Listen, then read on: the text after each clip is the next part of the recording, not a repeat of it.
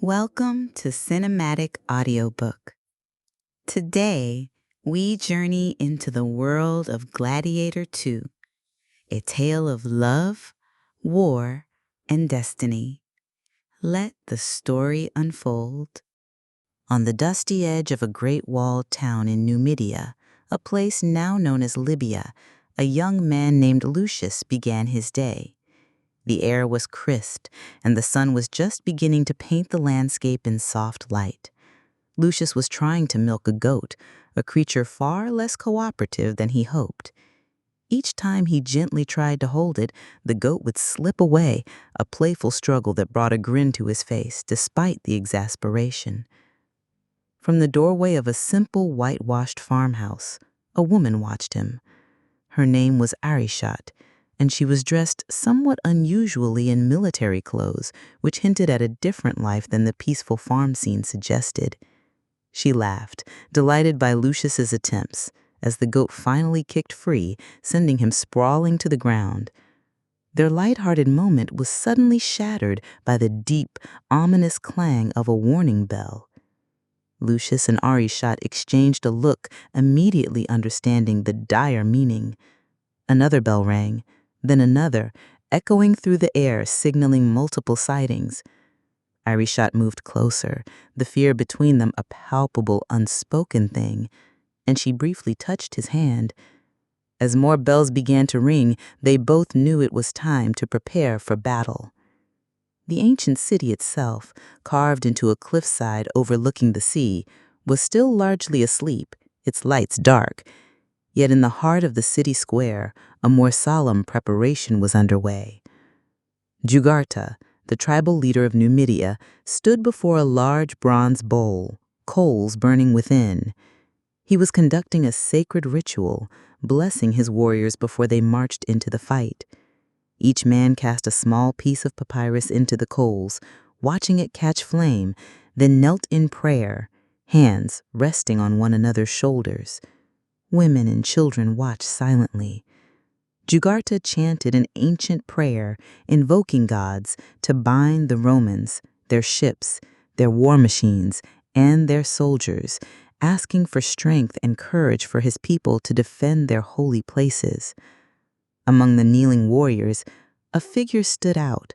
This was Lucius, known to his comrades as Mago. Though he wore the garb of a barbarian, his very presence hinted at a different lineage. He was an exile. His head was bowed like the others, but his eyes were open, and they burned with a quiet anger. Yet when Jugurtha looked over at him, their eyes met in a glance that spoke of a genuine, deep bond of loyalty. Later, as the morning light spread fully across the land, Lucius sat on the battlement, acting as a lookout over the white-capped sea. Soldiers along the wall were taking blankets and food from baskets, preparing themselves. A raven-haired young woman approached him, carrying an armudu of strong tea and a crust of bread wrapped in linen. It was Arishat, who sat quietly beside him. They broke the bread and shared it in silence, a vigil of anticipation. A fond smile passed between them, though it was tinged with the sobering awareness that this day might be their last. Arishat subtly, intimately placed one of her rings onto his finger, and Lucius, in turn, placed one of his own onto hers. They shared a private kiss. Lucius watched as Arishat briskly walked along the wall, revealing a bow slung on her back, for she was an archer. Jugurtha then approached Lucius, noting that he had not made an offering to the gods. Lucius, ever respectful yet resolute, quietly responded that he preferred to sacrifice a Roman. High above them on a pole, a boy kept lookout. Suddenly he saw a shadow appear on the sea, a single Roman ship, its sail bearing the empire's markings. Then came Berenice with hundreds of rowers, carrying catapults. Finally, the true destroyers of the Roman fleet emerged, 2 quadriremes and the colossal decireme, with 2 great siege towers rising like castles upon its deck, all packed with Roman centurions. "I see them! Romans!" the boy cried, his voice echoing along the wall. Jugurtha, hearing the warning, immediately gave orders for the beacons to be lit, and the alarm sounded. Along the length of the wall, beacons flared to life, and clarion horns blared, while lanterns below flickered messages in code from one rampart to another. The city below, composed of simple clay dwellings, came to life, preparing to defend itself, even though it was clearly no match for the Roman fleet that approached. The Roman fleet advanced, a vast machine of war. Leading them was General Acacius, a 50-year-old battle-scarred hero of the empire. His second-in-command, Darius, approached him to ask if they should wait for the wind to drop. Acacius, an expert in battle, cast his eye toward the desert and declared that the wind was behind them, which was good. He ordered them to stop at 1 mile. A Roman war drum began its relentless pounding. The city of Numidia was in a state of alarm. Old women and children lined the streets, heading for underground shelters. 8,000 troops aboard 50 vessels waited offshore under Acacius's watchful eye. Darius suggested sending a fast boat to offer terms, but Acacius dismissed the idea, stating he would not accept the emperor's terms himself, so why would the Numidians? He noted the wind was too strong and ordered the sails furled. On the sea walls of Numidia, Lucius stood with his small company. He was like an officer, a company commander. He gazed out at the vast Roman fleet moving towards them.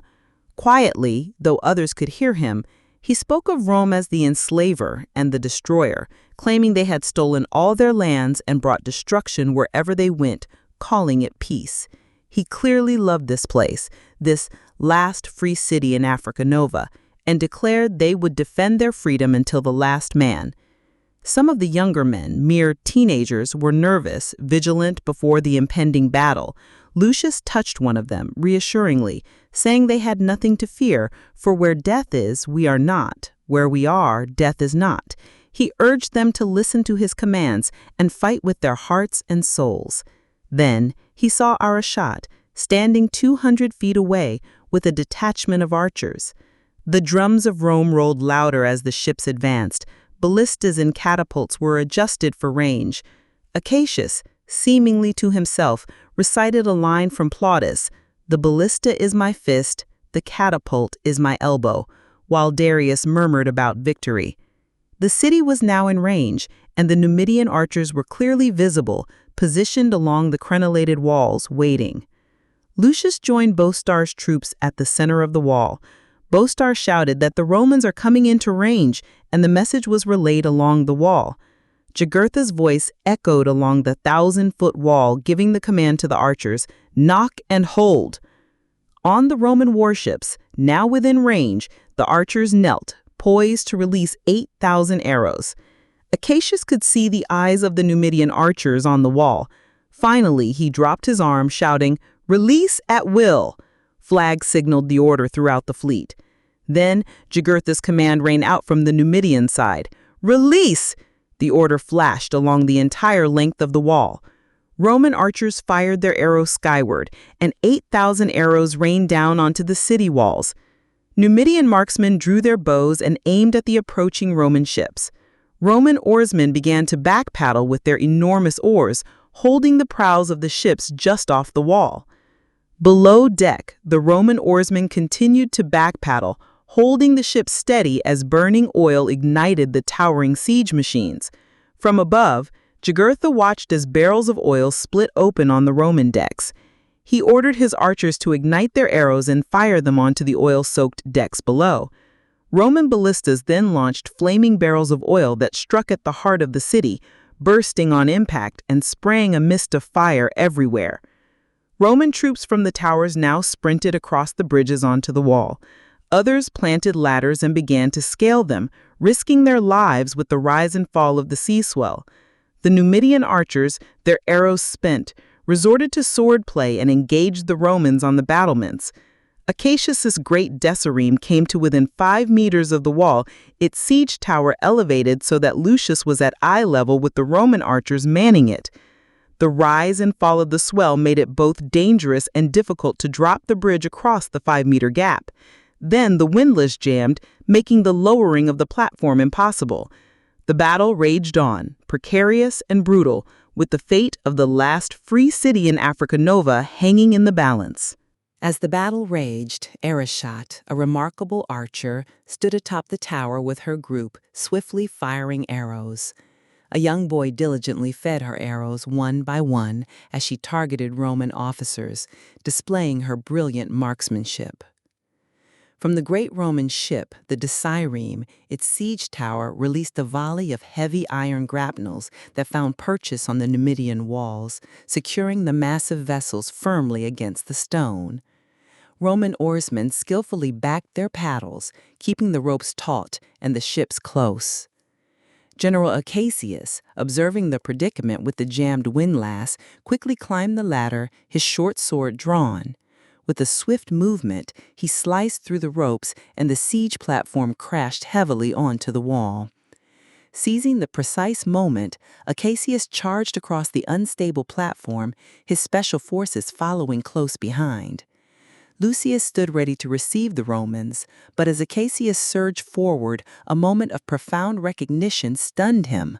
The Roman general was immediately swallowed by the chaotic melee. A Roman centurion then charged at Lucius, who, with swift precision, decapitated him, sending the body tumbling from the wall into the courtyard below. Along the entire length of the Numidian wall, Roman soldiers were now pouring over the battlements, streaming down into the city, mercilessly cutting down the Numidians who tried to defend their homes. Amidst the fierce fighting, Lucius searched the fray. He caught a glimpse of Ereshkigal, now wielding her sword, fighting on a section of the wall about 100 feet away. Below, General Acacius, surrounded by 4 officers, moved with cold efficiency through the mayhem. It was then that the recognition solidified in Lucius's eyes. He knew this man. Acacius roared commands to his troops as they pressed further into the city, ordering them to advance and take the central square. Acacius's face was spattered with blood. Lucius cried out to Ereshkigal, urging her to fire upon the general. Ereshkigal, true to her skill, launched an arrow that merely clipped Acacius's helmet. Another arrow grazed his leg, and the third found its mark, striking his lieutenant in the throat. Acacius, sensing the source of the danger, turned and saw Ereshkigal. His archer carefully took aim and released an arrow. The arrow pierced Ereshkigal's chest, exiting through her spine, a fatal blow. Her eyes found Lucius's in a last silent farewell. Lucius howled like a wolf, his voice filled with raw pain as Ereshkigal vanished from the wall, falling into the sea. In that very moment of profound grief, a centurion struck Lucius from behind with a mace.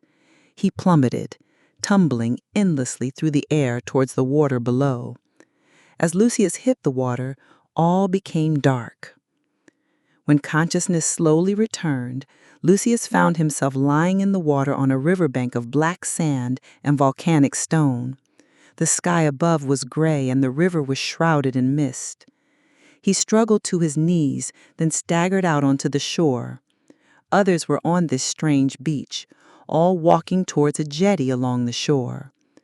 At first, they seemed like survivors of the terrible battle he had just witnessed. Lucius fell into step with them. Then, in the distance, he saw her. It was Ereshkigal, his beloved, boarding one of the small gondola-like flat-bottomed boats that were waiting to ferry passengers across the water. She seemed bewildered even from that distance. He cried out her name, but she could not hear him. The boatman pushed the raft away from the shore, and Lucius hurried, desperate to catch up. The soft sand held him back, offering no traction. In desperation, he called out again, but she was already drifting away. Dozens of these small boats, each piloted by a hooded boatman, were ferrying their passengers across the water, disappearing one by one into the mist. Ereshkigal turned, and for a fleeting moment their eyes met, just before her boat vanished into the mist, and she vanished with it. The waves then delivered Lucius ashore on the Numidian beach, face down in the tide at the foot of the great city walls. The tide had receded, revealing bodies floating in the surf amidst the wreckage of Roman ships, the grim aftermath of the battle. He looked up and saw Roman standards now flying high above the city's turrets, with Roman centurions standing guard along the walls. The city had been taken. He then realized what he must do. He waded into the sea, searching desperately. Finally, he saw a vertical arrow buried deep in a body bobbing on the tide. It was Arishot. Lucius gently gathered her into her arms, searching her face for any sign of life. He snapped off the arrow shaft and, with a heavy heart, cast her adrift, gripping the feather of the broken arrow and keening with sorrow. 2 centurions then violently arrested him from behind as Arishot slowly sank beneath the tide. His beloved city burned in the distance. Burial pits had been dug in the desert beyond the city walls. A group of 20 centurions stood guard, and a crowd of mourners parted as General Acacius appeared. He walked past hundreds of bodies laid out in the pits, prepared for burning. Teenage Numidian soldiers on one side, young Romans on the other. The youth of 2 civilizations had been laid to waste. Acacius placed a garland before ignition, and centurions stood ready with flaming torches. Acacius proclaimed the city claimed for the glory of Rome, declaring that Numidia was no more. The native people watched in silent despair, powerless. Acacius raised his sword and declared, "Woe to the conquered." If he felt any remorse, he did not show it. He signaled his men to torch the bodies. As the flames rose, Lucius watched, consumed with rage, remorse, and a burning desire for retribution. Later, in the city square, Lucius was made to kneel with hundreds of other prisoners. A centurion gestured for him to come forward, but Lucius refused. 3 soldiers descended upon him as a glowing brand was taken from the fire. Lucius struggled violently as the searing brand was pressed into the back of his neck. It read, SPQR, the Mark of Rome. Lucius roared with fury. On a misty morning, by the city walls, the prisoners were forced down the stairs to a large cargo boat. Lucius was pushed into a line, still in pain from the fresh brand on his neck. At first, he held back, but then he saw Jugurtha being press-ganged below deck with the other prisoners. Jugurtha's arm was broken and hung uselessly at his side. He was pale with pain as the centurions shoved him below deck. They subdued Lucius and dragged him aboard as the boat cast off. Below decks on the Roman galley ship, seasickness and heat began to take their toll on Lucius and the other prisoners. From the deck above, they could hear the relentless beating of the drum, keeping the rowers in time. Lucius sat with his back to the wall, consumed by grief, twisting the ring on his finger. The shadows of the past few days passed across his face, revealing his profound loss. Across the cabin, Jugurtha was propped against the hull, watching Lucius in his sorrow. Lucius felt a familiar gaze and looked up to see Jugurtha. He moved quickly towards him, relieved to see someone he loved still alive, yet also seeing that Jugurtha was a broken man, his spirit dying, his body in poor condition. Lucius spoke Jugurtha's name, and Jugurtha, in turn, called him Hanno. They embraced, and Jugurtha pulled Lucius's head close, his breathing ragged. Lucius saw his pain. When Lucius asked about the damage they had done to him, Jugurtha simply spoke Arishot's name. Lucius's face told the story of her death, and Jugurtha closed his eyes, apologizing to him like a son. Her death replayed within Lucius, yet he bravely raised his chin, twisting the ring she had given him. He spoke of her dying under his watch, but Jugurtha corrected him, saying she died under their sword. Jugurtha offered Lucius a soft smile. Lucius then noticed Jugurtha's arm dangling with an edge of bone protruding. Jugurtha confessed that he did not have long to live, believing this galley was taking them towards something he could not endure, and that he was ready to be taken to another place.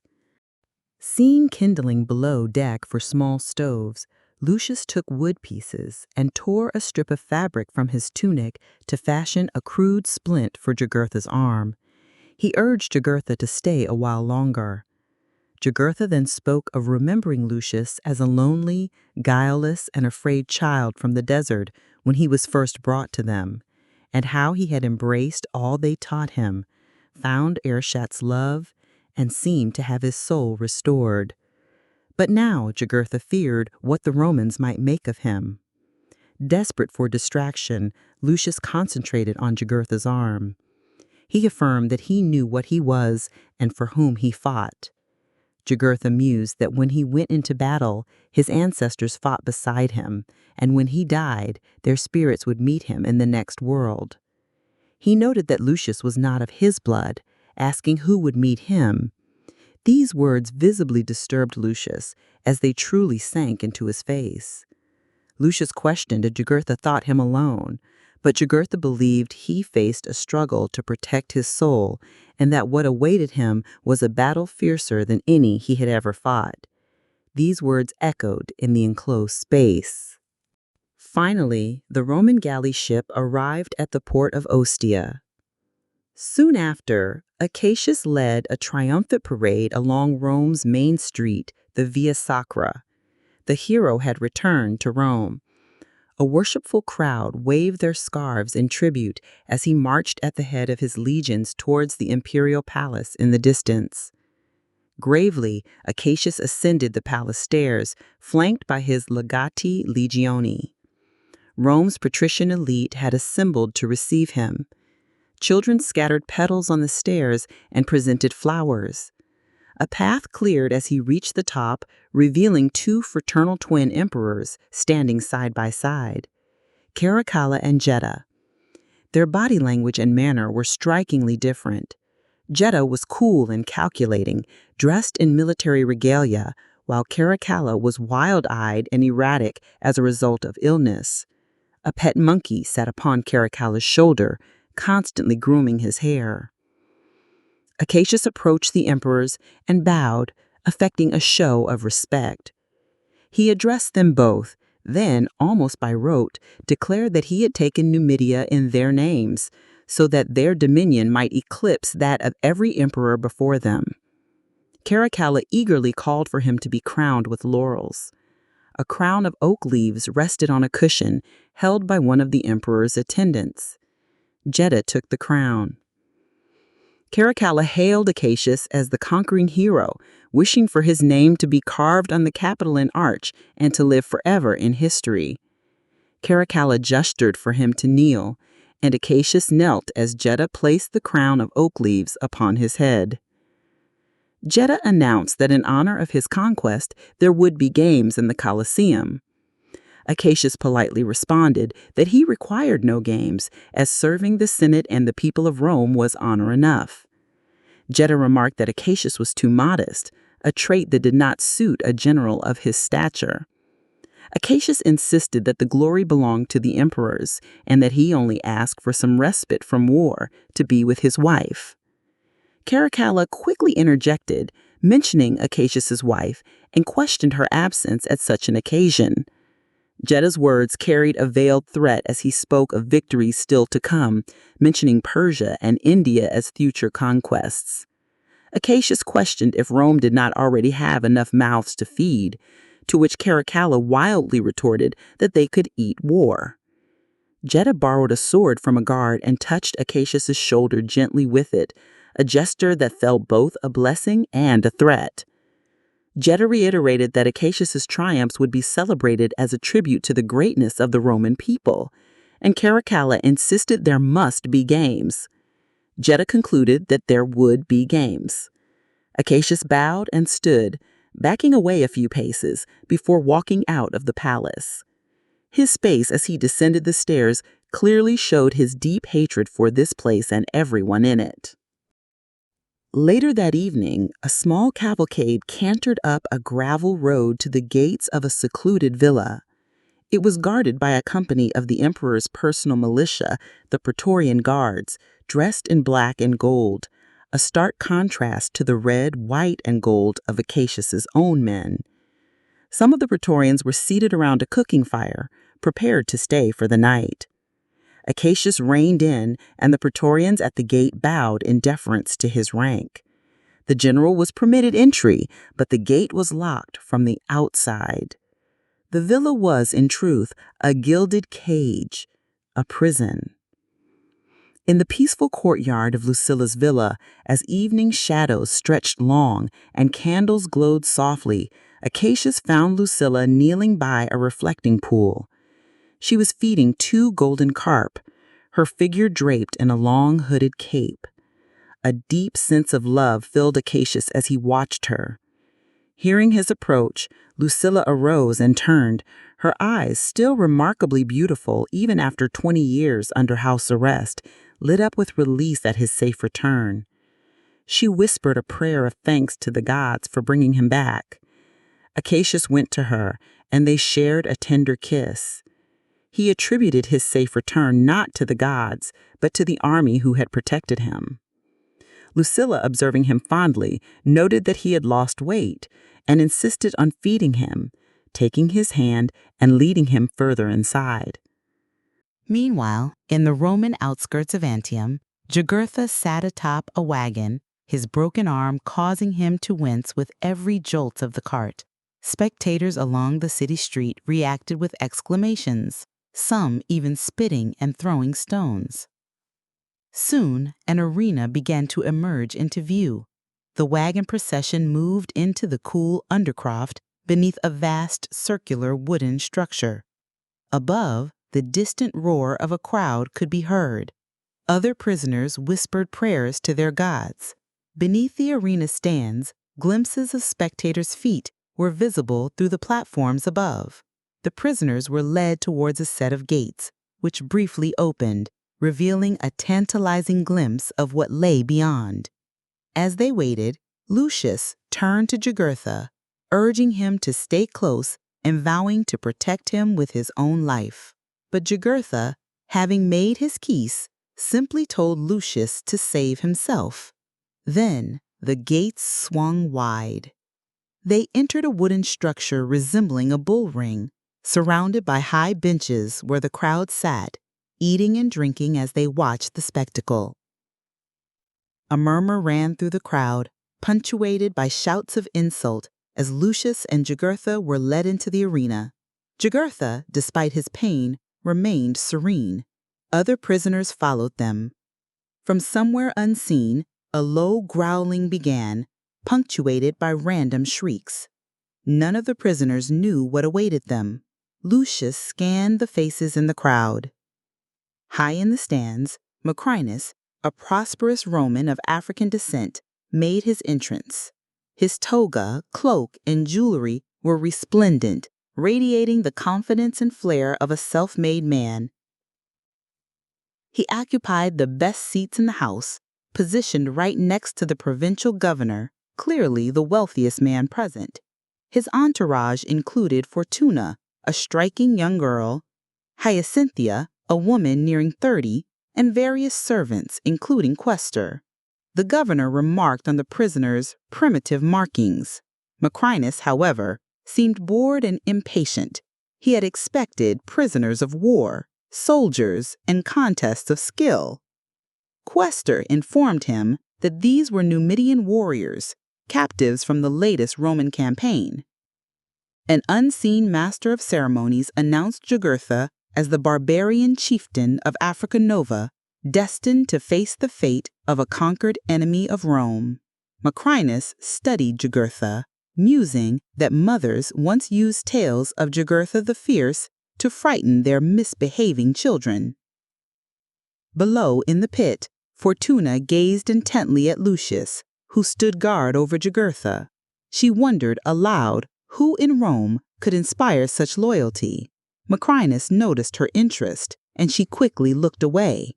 In the arena, Lucius and Jugurtha watched two gates with apprehension, waiting for whatever was to come.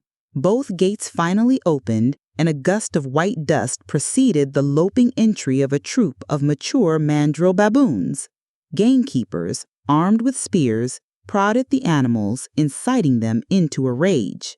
To provoke them further, the gamekeepers fired small darts from blowpipes, causing the baboons to protest in pain. Enraged, the baboons turned their fury upon the men in the ring. They charged in a blur of teeth and fur, bounding randomly across the arena before pausing to circle. A large silverback baboon, sensing weakness, scrutinized Jugurtha before launching its attack. Jugurtha stood perfectly still, his eyes closed, prepared for death.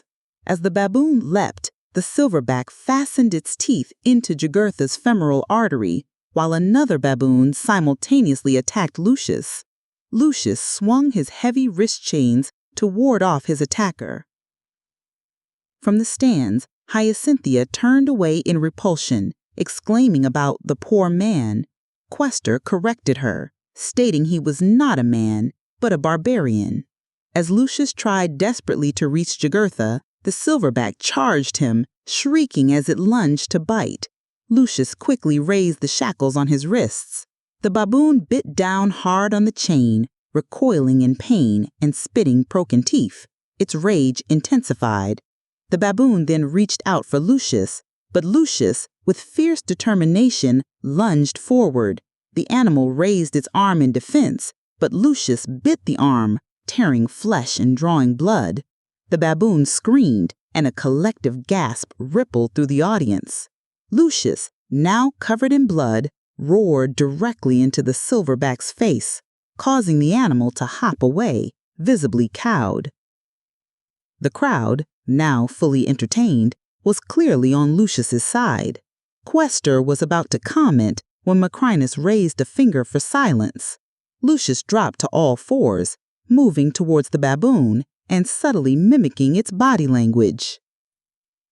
Seeing their leader dominated, the entire troop took a few steps back, widening their circle.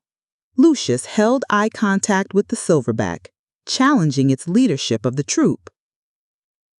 Maximus sat up, laughing, utterly fascinated by the unfolding scene.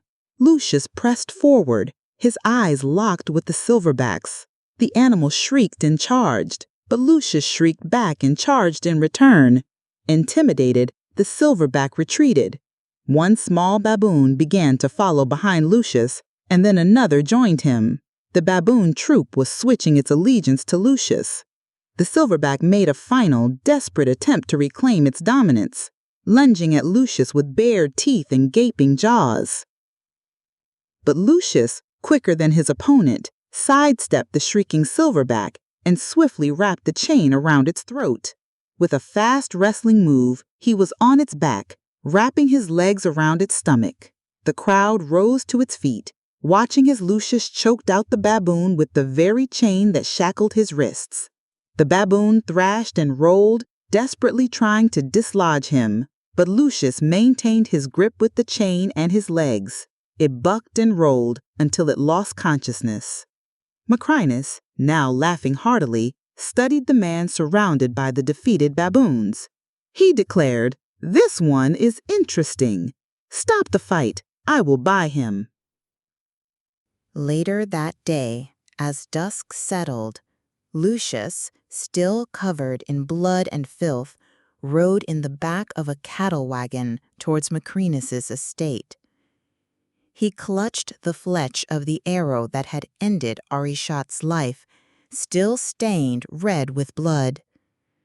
They passed through a front gate and into armament yards where men were constructing war machines like scorpions, catapults, and ballistas alongside iron foundries.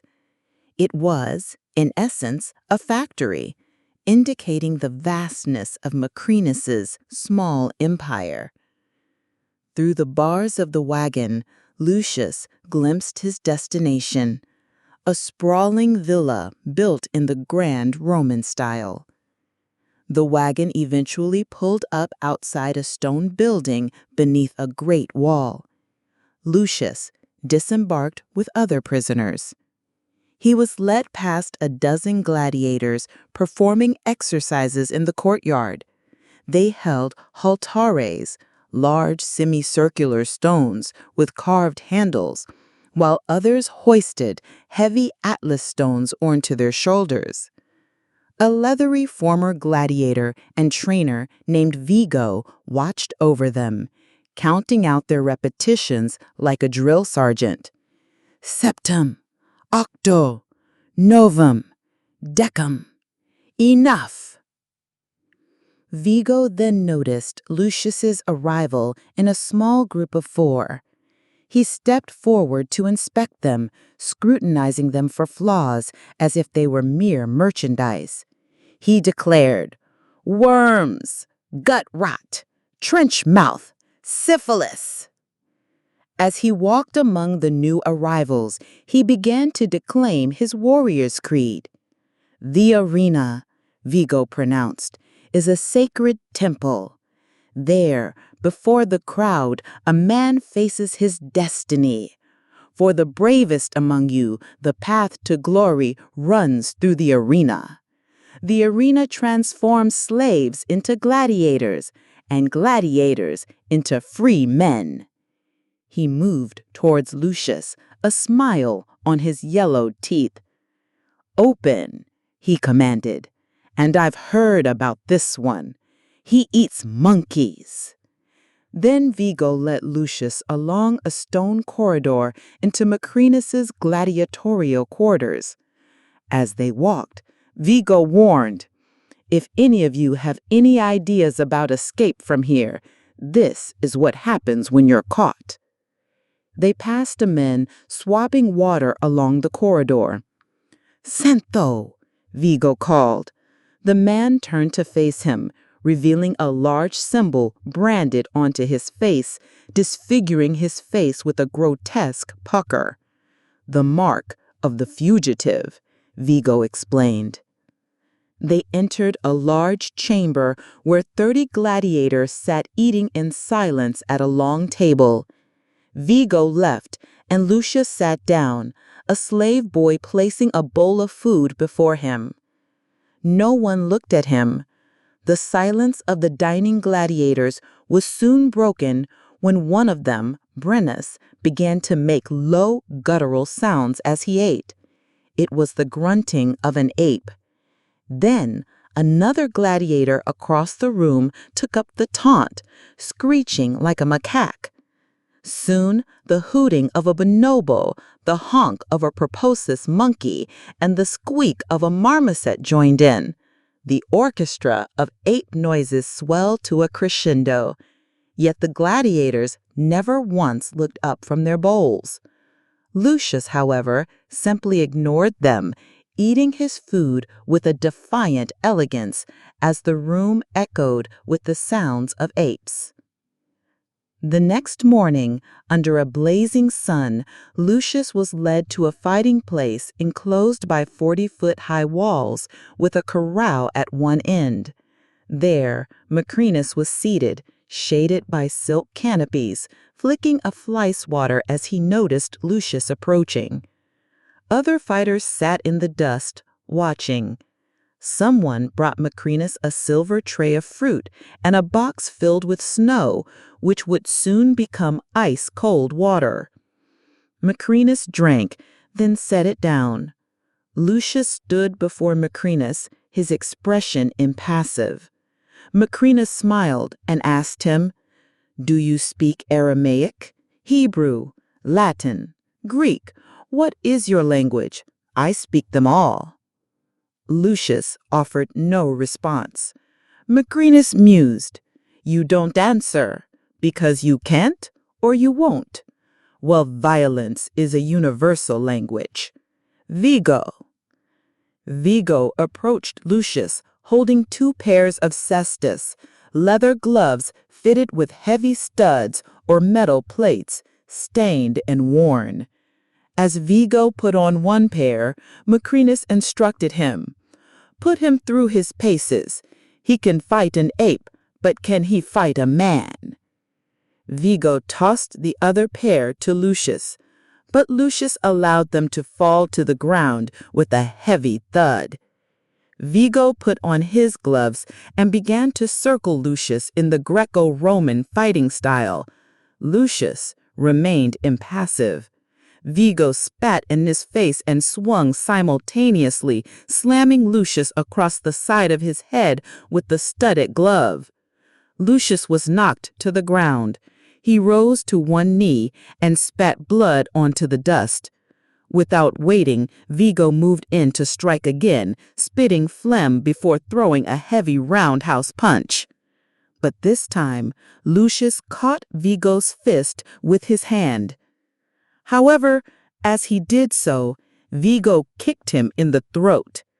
Lucius, recovering, reluctantly picked up the gloves he had refused moments before. Macretus smiled, declaring, "That's it. He's learning." Lucius wiped the blood from his face and beckoned to Vigo, challenging him to try again. Vigo swung and Lucius ducked the blow almost gracefully. Lucius then delivered a single punch and Vigo was knocked down, stud marks bleeding on his face. Vigo was ready to get back up and continue the fight, but Macrinus called a halt. "Enough." Macrinus rose and walked away, leaving Lucius with Vigo. "Hose him down," he commanded. "Then bring him to me." High above the yard, on a trellised balcony, Fortuna, the girl who had accompanied Macrinus to the arena where Lucius fought the baboon, watched everything with curiosity. Later, Vigo led Lucius into Macrinus's cool, darkened library. Macrinus was already waiting. Lucius took in the room, its shelves laden with scrolls, papyri, and tablets, the sanctuary of a well-read, self-taught man. Macrinus approached and inspected the man he had acquired. A strong jaw, good arms, a better smell. Yes, he will do well, he assessed. Lucius stared at him hatefully, a look Macrinus seemed to enjoy. Macrinus explained his philosophy for choosing gladiators. "It is an art, choosing gladiators. Some look for entertainers, some for brute force. I look for rage. The crowd want blood, and they love those who want blood as much as they do. And you, my friend, rage drips out of you like milk from a mother." In a sudden burst of fury, Lucius lunged swiftly towards Macrinus, his eyes wide with intensity. Vigo quickly pulled him hard to the ground, smashing his head into the floor. Vigo looked at Macrinus, awaiting further instruction, but Macrinus simply gestured with his hand for him to leave Lucius be. Macrinus chuckled. "Oh, he does roar. You will be quite the fighter." Lucius quickly got back to his feet, declaring, "Not for you." Macrinus held out a glass. Hyacinthia, her eyes hollowed by opium, approached and filled it for him, but Macrinus paid her no heed. Macrinus laughed, stating, "You do not fight for me. I put you in the ring and you either fight or die." Lucius remained silent. Macrinus continued, "You are strong, but wrong to direct your rage at me." Lucius looked at Macrinus, now appearing interested in this unusual deal. Macrinus, perceiving this shift, leaned in and asked, "Whose head could I give you to satisfy your fury?" A long silence stretched between them, thick with the scent of sulfur and the endless possibilities of what might come next. A man named Lucius found himself in a tense moment facing a character named Macrinus. Macrinus spoke with amusement, mentioning a great warrior, General Acasius, who had once taken the land of Numidia, and importantly, Lucius's very life. Macrinus drew closer to Lucius, offering him a clear choice. If Lucius gave him his obedience, Macrinus would deliver Acacius's head, ready for Lucius's own sword. The implications of this offer made Lucius's head spin. Macrinus then spoke of Rome, describing it as a dangerous place, like a snake pit where the hidden reptiles were often unseen. He declared himself a barbarian snake, one who trusted no one. He extended his hand, and after a moment of deep hesitation, Lucius took it. Macrinus had made his intentions clear to Lucius. Serve him, and he would serve Lucius, but deny him, and it would make little difference either way. Meanwhile, in a grand imperial villa, Lucilla, dressed in magnificent attire, stood with regal presence before the two emperors, Geta and Caracalla. Geta bowed before her, expecting her to offer her hand, but she did not. After a pause, he straightened, and Caracalla snickered. Lucilla, observing their behavior, asked if they truly intended to kiss the hand of their prisoner. Geta quickly clarified that she was merely a guest of the emperor's, not a prisoner. Lucilla repeated the word guest with a touch of irony. Geta explained that she was guarded for her own protection and enjoyed many privileges. Lucilla then asked directly why she was truly there. Geta revealed that he and his brother had a proposal to make. He reminded her that they were twins, and as he had been born first, he claimed to be the rightful emperor. Caracalla immediately countered, asserting that he was the true emperor, believing he must have been conceived first if he was the last to emerge. Geta insisted that being born first was what mattered, while Caracalla continued to argue about conception versus birth. Geta waved his hand in irritation. Their bickering was a daily occurrence, though he would never admit such a weakness.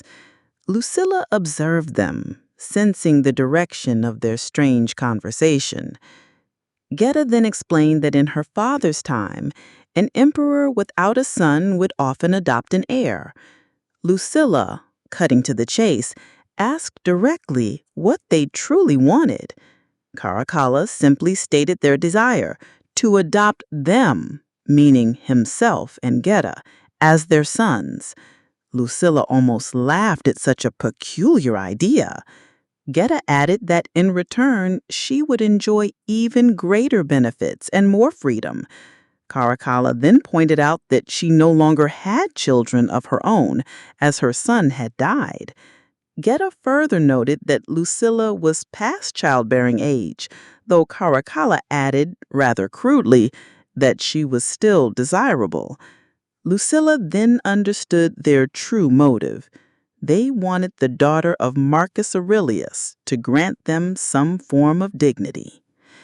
She told them she would need time to consider this proposal. Geta pressed her, saying they only had a few days before the games began, and her presence would bring even greater glory to General Acacius. Lucilla retorted that Acacius did not seek glory. Instead, glory sought him, as he fought their wars to serve Rome and to protect her. Geta insisted that the people loved her, and she must honor them by attending the games.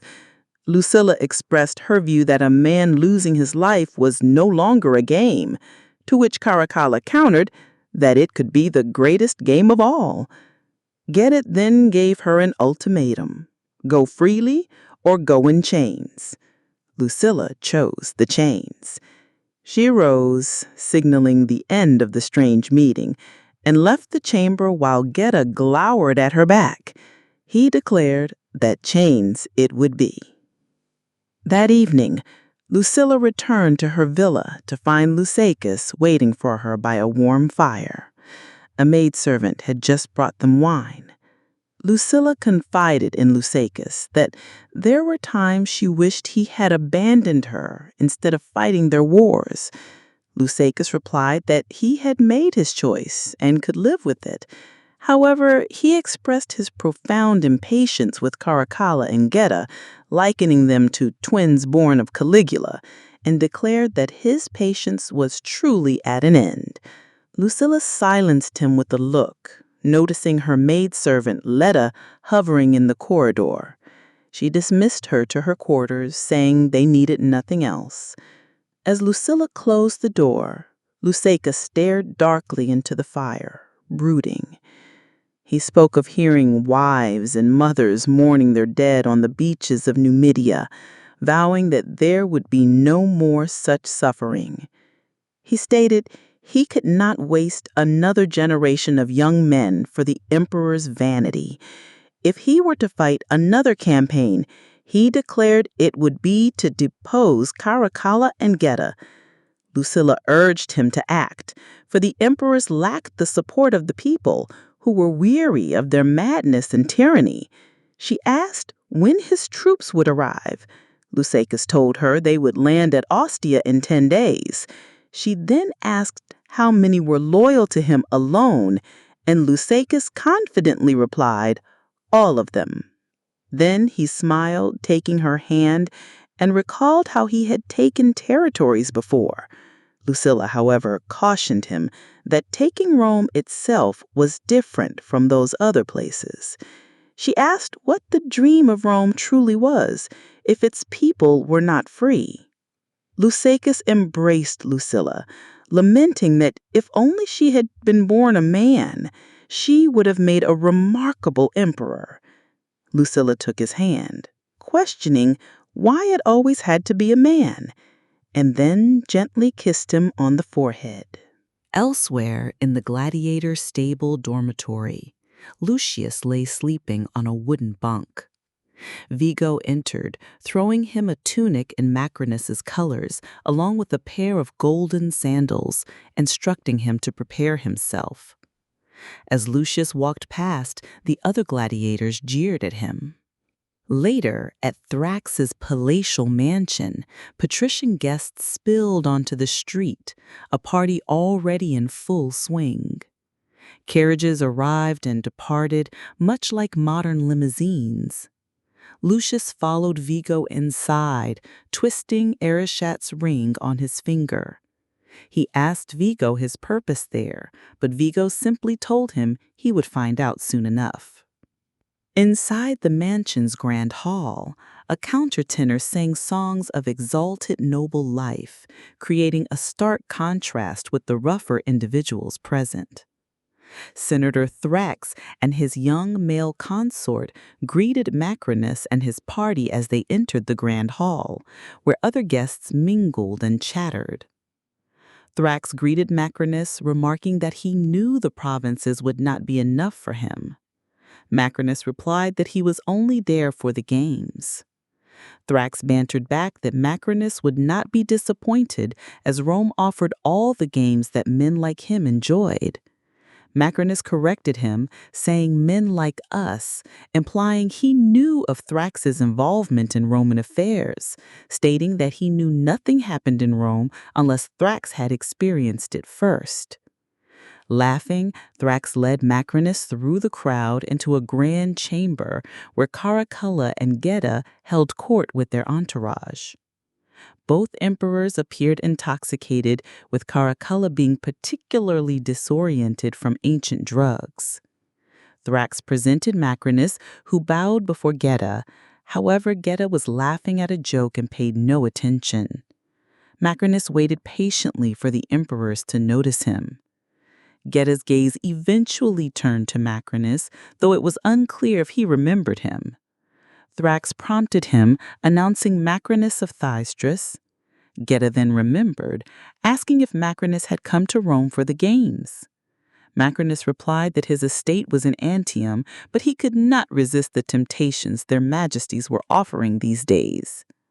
Caracalla, laughing, commented that every man of fortune made a name for himself by sponsoring fighters at the games. Maximus insisted he was there only for the love of the sport. Geta echoed Maximus's sentiment, stating they too were there for the love of the sport. Meanwhile, Lucius had been led into a small chamber next to the grand hall, where he was chained to a column. From there he could see past drapes to a courtyard where a Goth fighter was also chained to a wall in a similar space. Lucius observed the emperors and Maximus in the main room, surrounded by Rome's elite, including a Praetorian general named Tegua, who was resplendent in black and silver armor. Thrax casually asked Maximus about rumors of his interest in standing for election to the Senate. Maximus responded with feigned humility, suggesting he was incapable of such a task, claiming to be a simple merchant who barely understood basic arithmetic. Thrax looked at him, unsure, as Maximus smiled innocently. Maximus then inquired if it was customary for guests to place wagers at such affairs. Thrax, a gambling man, showed a flicker of weakness as he asked how large a sum Maximus had in mind. Maximus suggested 1,000 gold denarii, but Thrax countered with 2,000. Maximus, recognizing a gambling addiction, simply smiled. Then he asked if it was truly that simple, and they shook hands as gamblers do. In an adjacent anteroom, Lucius glimpsed a dining room with a large marble table laden with exotic foods: bear, ostrich, porpoise, hare, and swan. A rhino's head sat on the table, and a servant used a device to shave its horn into a small pile of powder, which several guests snorted as an aphrodisiac. Fortuna, who had been examining the offerings, noticed Lucius beyond the curtain and moved towards him, clearly curious. Fortuna offered Lucius a bite of meat on a stick, telling him to eat. Lucius asked what it was. Fortuna replied it was flamingo, playfully telling the barbarian to taste it for her, suggesting it might be poisoned. She teased him, asking if he wasn't supposed to protect her. Lucius remarked that he thought she knew how to protect herself. Fortuna then challenged his supposed fearlessness as a gladiator. Lucius glanced at the food, noting it looked safe, and ate the morsel. Then Fortuna took a bite herself. Lucius asked if she would wait to see if he died. Fortuna confidently stated that he would survive and that she was hungry. Lucius looked her over, observing her gold chains and fine clothing. Then Fortuna shared a thought with Lucius. She said they were not so different. Lucius simply nodded toward the cavorting emperors in the next room, acknowledging her point. Lucius, a man whose face had only ever been seen by some on ancient coins, stood before Fortuna. She spoke of those destined for power, those given it, and those who seized it, revealing she had placed a small wager on him, a mere 3 sesterces, all she could afford to risk. Lucius felt flattered that she would risk anything at all. Then Fortuna glanced towards Maximus, sensing she should return to him, and admitted she did not see the rage that Maximus found so captivating in Lucius. Instead, she perceived something else, perhaps fear, a powerful motivator. Then she challenged him to reveal what truly frightened him. Lucius remained silent, the truth of those words swirling within him. Then Fortuna concluded that perhaps it was better for her small wager that he did not speak his fears out loud, offering him a somewhat cynical good luck and saying she believed in him.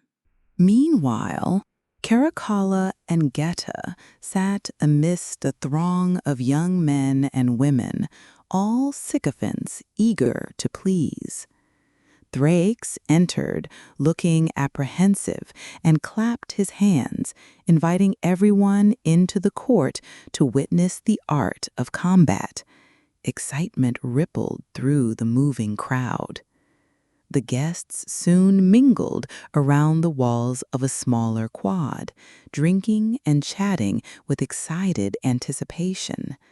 Lucius was led in, looking astounded by the spectacle he was about to partake in.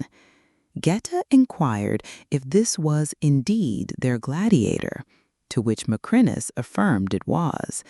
Caracalla, eager to see him fight, was assured by Thraex that he would. Impatiently, Caracalla demanded to see him fight immediately. He clapped his hands, and being too intoxicated to stand, was helped into a golden seat. From the opposite side of the quad, a Goth was brought in, bound by chains. Thraex tried to propose a 3-round hand-to-hand combat. However, Caracalla shook his head, loudly demanding swords and a fight to the death. The party gasped in excitement, moving back slightly from the fighting space. Thraex glared desperately at Macrinus, seeking help that was not given. Caracalla clapped with glee, declaring that no quarter was to be offered or given, urging them to begin immediately. Thraex nodded to one of his household bodyguards, and 2 swords were produced and brought forward. The gladiators were then unchained, a dangerous moment that prompted guards to move closer to protect the guests. Lucius looked at his opponent, identifying him as brother, and suggested they not kill each other for the amusement of the onlookers. After a long pause, the Goth responded by suddenly attacking Lucius. Lucius simply evaded the strike, turning his own blade against the Goth's blades. Their blades skittered and clashed. The ladies gasped, Caracalla's pet monkey shrieked, and the partygoers tittered with nervous excitement, backing away from the swing of the fighter's blades. The Goth then turned and charged Lucius again. Throughout this exchange, Macrinus watched intently. Lucius, with the flat side of his blade, slammed the Goth on the head, sending him crashing into furniture and then a column, causing guests to squeal and scatter. Barely conscious, the Goth was back on his feet instantly. He slashed at the air, backing Lucius against a wall. The Goth's blade ricocheted off the smooth marble, slicing him, and blood spurted on the floor. They continued to exchange blows. Blood flowed, and the Goth slipped and skidded on the bloody marble, eventually falling down. It was a fight for survival, kill or be killed. Lucius pleaded again, expressing his reluctance to kill his opponent. The Goth scrambled in his own blood, reaching for his lost sword. As he stretched out, Lucius, with a tortured expression, cut him down. The Goth feebly reached out one last time before collapsing to the floor. The fight had been too bloody to be entertaining, leaving a momentary deadly silence. Then Caracalla began to clap, followed by his friends, and soon all the guests were applauding Lucius.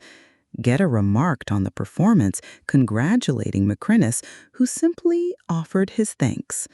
Geta then expressed sympathy to Thraex for his poor luck, suggesting the Goth must have been expensive. Thraex looked distraught, having lost more than just a gladiator. 2 servants were already sliding the limp body from the chamber, while others mopped up the trail of blood. Lucius, still stunned, was already being scrutinized by women who seemed aroused by the violence. Geta rose to his feet and approached Lucius, who was now being forcibly disarmed by guards. Geta then asked the gladiator from which part of the empire he hailed. Lucius said nothing, creating an uncomfortable silence. Geta repeated his question, but as Lucius prepared to retort across his guards, Macrinus intervened. Macrinus explained to the emperor that Lucius was from the colonies and knew only his native tongue. Yet Lucius then began to speak, reciting lines about the gates of hell being open night and day and the smooth, easy descent. Geta reacted with confusion. Lucius continued, speaking of the mighty labor involved in returning from hell to see the cheerful skies. Geta paused, struggling to place the words before Macrinus clarified that it was Virgil, poetry. Geta, feigning recognition, wondered aloud how a barbarian could know such things. Macrinus snapped his fingers, instructing Vigo to remove Lucius. As Lucius was taken away, Macrinus watched him, clearly wondering the same thing. Caracalla laughed at his brother's embarrassment, while Fortuna also reacted, recognizing that this fighter was indeed different. Caracalla complimented Macrinus on his cleverness, finding this barbarian who recited poetry a welcome surprise from the usual platitudes, and asked where he had been found. Macrinus bowed theatrically, stating that his only wish was to amuse the emperor. Geta called out after Lucius, expressing anticipation for seeing him in the arena. Macrinus echoed the sentiment. Caracalla rose unsteadily, insisting Macrinus join them in their box at the games. Geta looked at Caracalla, implying that no insistence was necessary. Macrinus accepted, calling it an offer he could never refuse. A silver dish was then presented, from which Caracalla took a snort of rhino's horn powder, then offered some to Macrinus. Caracalla suggested the powder had aphrodisiac qualities, but Macrinus declined, saying it was not to his taste. In the background, patrician women eyed and preened over Fortuna. Then Caracalla boasted about Macrinus's need for such things, teasing Geta about his boasts, prompting Geta to warn his brother to control himself. Then Caracalla invited Macrinus to join them in the bedrooms to display his might. Macrinus politely refused, saying he preferred not to display his techniques for fear of plagiarism. Caracalla roared with laughter as the emperors departed for the bedrooms, leaving Macrinus alone with Fortuna, his smile fading. Macrinus then ordered Fortuna to go and share her beauty, stating he would watch. Later that night, Macrinus entered the gladiator stables where Lucius was bathing. He placed coins on the bath edge, commenting that Lucius had fought well, but had also been lucky. Lucius, unimpressed, simply shook his head. Macrinus smiled, then observed that the lines Lucius had recited earlier could not have been learned in Africa. Lucius replied that a good verse traveled far. Macrinus then inquired who had taught him poetry. Lucius, lying, claimed it was a captured Roman officer whom he had guarded, who used to tell tales to pass the time. Macrinus asked what had become of this prisoner. Lucius, maintaining his act, stated that they had eaten him, as barbarians do. Macrinus echoed, as barbarians do, then asked where Lucius had been born.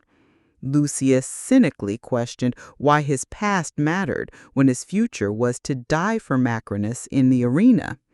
Macrinus smiled, amazed by his spirit, and suggested that a gladiator could buy his own freedom, his liberty. Lucius scoffed, calling it the Roman dream. Macrinus then quoted Cicero, saying a slave dreams not of freedom, but of a slave to call his own. Lucius, striking a nerve, asked if Macrinus himself had been a slave. This question was too close to the truth, and Macrinus left without comment. Lucius then reminded Macrinus that he had been promised a head. Macrinus replied that the time for that would come, looking back at Lucius. He could see Lucius's bloodlust and wondered what uses he could be put to, adding, all in good time. Macrinus then exited. Lucius glanced at a gold coin shining in the water. The coin bore a Janus-faced head. One face was Caracalla, the other Gita. Lucius closed his eyes, and the sounds of his immediate surroundings faded, replaced by the distinct sound of a desert chamois wind. The scene then shifted to a North African desert village during the day. A young Lucius, only 13 years old, was seen playing street handball with a group of village boys.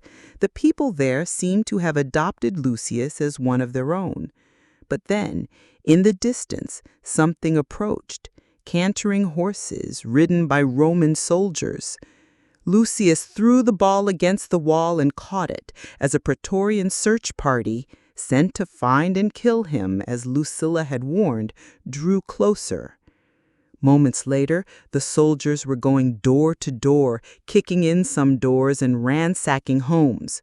The ululations of women sounded an alarm, and the streets emptied. The village boys began calling out, warning Lucius, "Romans! Romans!" Then Lucius ran into an alleyway, navigating through a maze of streets. On a quiet edge of the village, a trusted bodyguard waited for Lucius with a spare horse and baggage. Inside a humble safe house, a noble Bedouin woman blessed him and offered a final kiss before he departed. Soon the sounds of horses and Praetorian guards filled the air as they searched houses and forced people into the streets. Lucius swiftly joined his bodyguard, scrambling down a back alley to mount his horse. Together, they rode away from the village into the vast, empty desert. He cast one last look behind him, seeing the village engulfed in flames as he disappeared into the distance. Meanwhile, in a grand villa, Lucilla stood by a small grilled window watching the guards below as their shifts changed. She extinguished all the candles in her room, signaling to the guards that she was retiring for the night. Then, robed and hooded, she approached a small shrine. Behind it, she rolled back a slab of marble, revealing a tight spiral staircase. She descended into a hewn tunnel that led deep beneath the villa. After navigating a short distance through the labyrinthian passage, the tunnel opened into a vast, vaulted underground catacomb built centuries ago for royalty in a style of early Roman splendor. Lucilla emerged within her family tomb, where each crypt was marked by a bust of the family member interred there. She went to the bust of her father, Marcus Aurelius, touching it softly as she offered a silent prayer. Moments later, in an antechamber, Lucilla warmly greeted Gracchus and Thrax, expressing a wish for better times. Gracchus seemed weary, remarking that he wished their meeting could be under more favorable circumstances. Lucilla, ever hopeful, told him that the sun, which had shined brightly once, would shine again. Suddenly, Acacius emerged from the shadows. Gracchus offered a dry, wry smile at his appearance, muttering a comment about Acacius being shiny. Acacius then declared their intention to take back the city and restore Rome to its rightful state. Gracchus, having heard such pronouncements countless times before, appeared truly doubtful, asking when this exciting venture would begin. Acacius, slightly irritated by Gracchus's tone, revealed his plan. On the final day of the games, his army of 5,000 loyal soldiers waiting at Ostia would enter Rome, and he intended to arrest the emperors in front of the crowds at the Coliseum for their crimes against the Senate and the people. A long, heavy silence followed. Lucilla sensed their hesitation, stating firmly that Rome could not continue its decline into ruin. Gracchus and Thrax studied Acacius with a dry air, and Thrax subtly wondered if Acacius harbored ambitions to become emperor. Acacius, dismissing the notion, declared himself a soldier, not a politician, promising that Rome would be theirs to administer. Gracchus, however, interrupted him, turning to Lucilla. He recalled how her father had spoken of returning power to the Senate, but noted that a generation had passed and the people had seen no hope for many years. Acacius interrupted him again, explaining that while Rome was not yet ready to be a republic, with time and guidance, a vote of the people for the people would be possible. Lucilla then turned to Gracchus, asking if he would support their cause, believing that Rome could live again. After a moment of thought, Gracchus softly nodded, pledging his loyalty to her as the daughter of Marcus Aurelius. Lucilla accepted his political answer as good enough, then turned to Senator Thrax for his support. Thrax, straightening his posture as if finding newfound courage, declared that politics always followed power and that Lucilla backed what was rightfully hers. The Senate would support her. Meanwhile, Macrinus was in his library with Hyacinthia when Fortuna entered. Macrinus questioned Fortuna about the Barbarian, noting she had been seen talking to him at the palace and seemed to like him. Fortuna remained silent, afraid she had displeased Macrinus, though she tried to conceal her fear. Macrinus then gave her a disturbing instruction to lie with the Barbarian and learn his truth, granting her his permission. Fortuna said nothing, clearly intimidated. Macrinus, expecting more enthusiasm, pondered whether her hesitation was due to conscience or other feelings, looking to Hyacinthia for an answer. Hyacinthia, timid to her very soul, could not say. Fortuna, recovering herself, asserted that her conscience was clear and that it would be her pleasure. Macrinus accepted this, noting that both of them must make use of the Barbarian while he still lived. As Fortuna prepared to leave, Macrinus gave her a final instruction. She must return to him afterward and leave out no word of what she learned. Fortuna looked unsettled by these orders, but Hyacinthia offered her a savage, empty motherly smile, reminding her that they served him as best they could. On the road into Rome, Macrinus's convoy of carriages drove past swarms of beggars, wretched and diseased, lining the roadside. Among the gladiators traveling in a cart, Dorso commented on the terrible smell, to which Brennos wryly replied, "It was Hanno." The gladiators shared a laugh, and Lucius remarked that they would have to accept him as he was, a bond forming between them in the shared laughter. Ahead, they saw the ancient ark of Romulus and Remus, with the statue of the she-wolf feeding them. Dorso asked about the wolf, and Lucius recounted the tale of the outcast twins left to die in the hills who were suckled by a she-wolf that had lost her own litter. He grimly added that it was in their blood. Dorso asked Lucius how he knew this place. Lucius replied that he knew the chaos they had wrought, lamenting their current state. He declared that Rome infected everything it touched.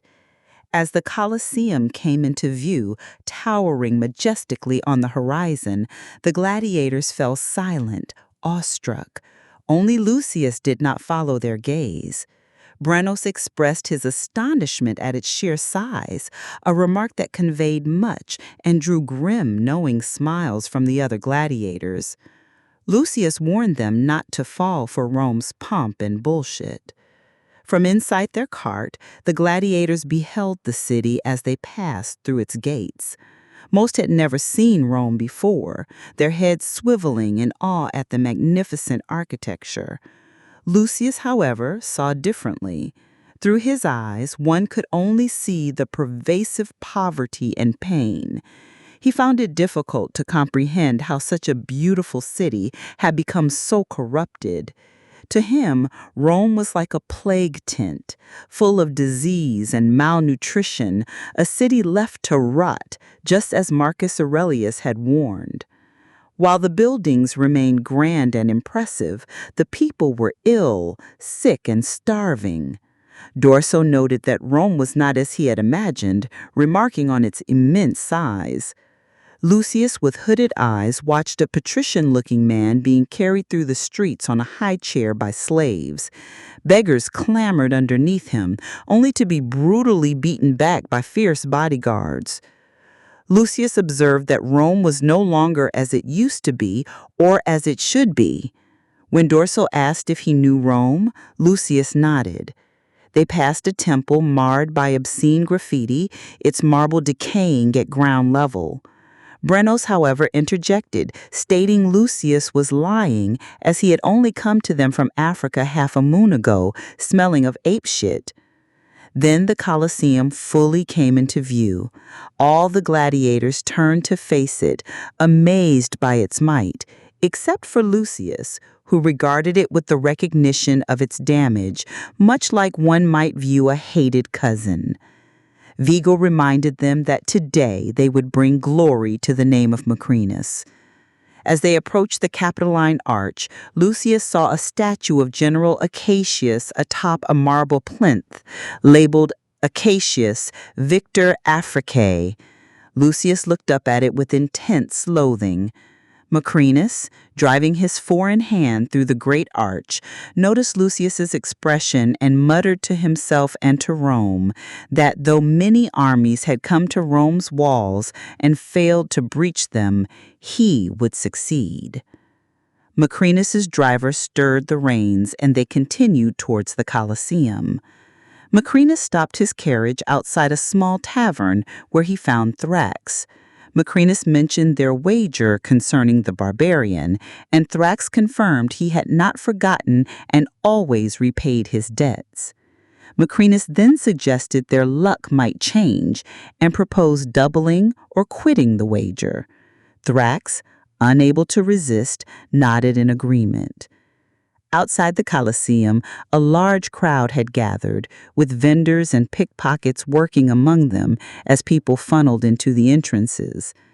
The gladiator wagon pulled into a gate at the rear of the Coliseum, and the gates closed behind them. Lucius took everything in, old memories stirring within him. Vigo urged them to move on. Lucius then descended into the dungeon-like tunnels of the Coliseum undercroft, where many gladiators were already preparing for the ongoing games. In the main chamber, he noticed a stone memorial spanning 2 centuries, with a list of names carved on one wall. A surgeon Ravi stood nearby, wearing a thick canvas coat laden with surgical instruments and various bottles. Lucius inquired about the names. Ravi explained they were from contests of legend, representing the greatest fights the arena had seen. Above the list was the legend Strength and Honor. As Lucius mentally moved back through 20 years of history, the names on the wall grew darker and more indistinct. He finally reached the name Commodus. Beside it, where his opponent's name, Maximus, should have been, the name had been chiseled away. A distant corn horn sounded, signaling that the combatants were being summoned to the arena. Outside, Caracalla and Geta had already arrived in the royal seats, receiving only tepid applause from the crowd. The fight's editor, or master of ceremonies, nervously signaled for the musicians to play a fanfare once more. Lucius stood in the south arch, awaiting his turn alongside 4 other gladiators. He gazed up at the people in the stands, then at his team. At the north arch, the master of ceremonies announced through a giant copper horn that these sacred games were held to honor Rome's victory over the barbarians of Numidia. Lucius visibly reacted to the mention of his city's defeat. The master of ceremonies continued, stating the games also honored Rome's legionary commander. Lucius turned to look at the royal seats high above as the master of ceremonies announced, "General Justus Acacius." Acacius then appeared in the emperor's booth, drawing applause from the crowd. In the royal seats, Caracalla and Geta stood to politely applaud for the conquering hero. The master of ceremonies then introduced Lucilla, the daughter of Emperor Marcus Aurelius. The crowd burst into thunderous applause and cheering, far more enthusiastic than the tepid applause the emperors had received. Lucilla clearly still commanded the people's affection, and from a distance she appeared to embrace the accolades. Lucius, deeply stricken, watched closely as he saw his mother with Acacius. She went to Acacius and ceremonially took his hand. Caracalla and Geta exchanged a glance, and Geta bitterly muttered that while they gave the people everything, Lucilla had given them nothing.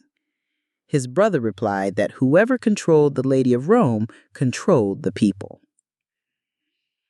In the grand arena, where the roar of the crowd echoed through the very stones, a scene unfolded that seemed designed purely for show.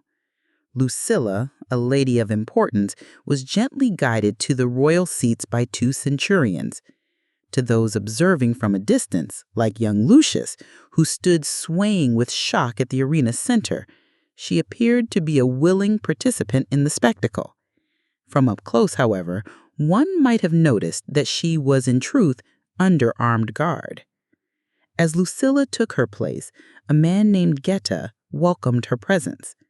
Lucius, gripping the bars of his enclosure to steady himself, watched his mother closely.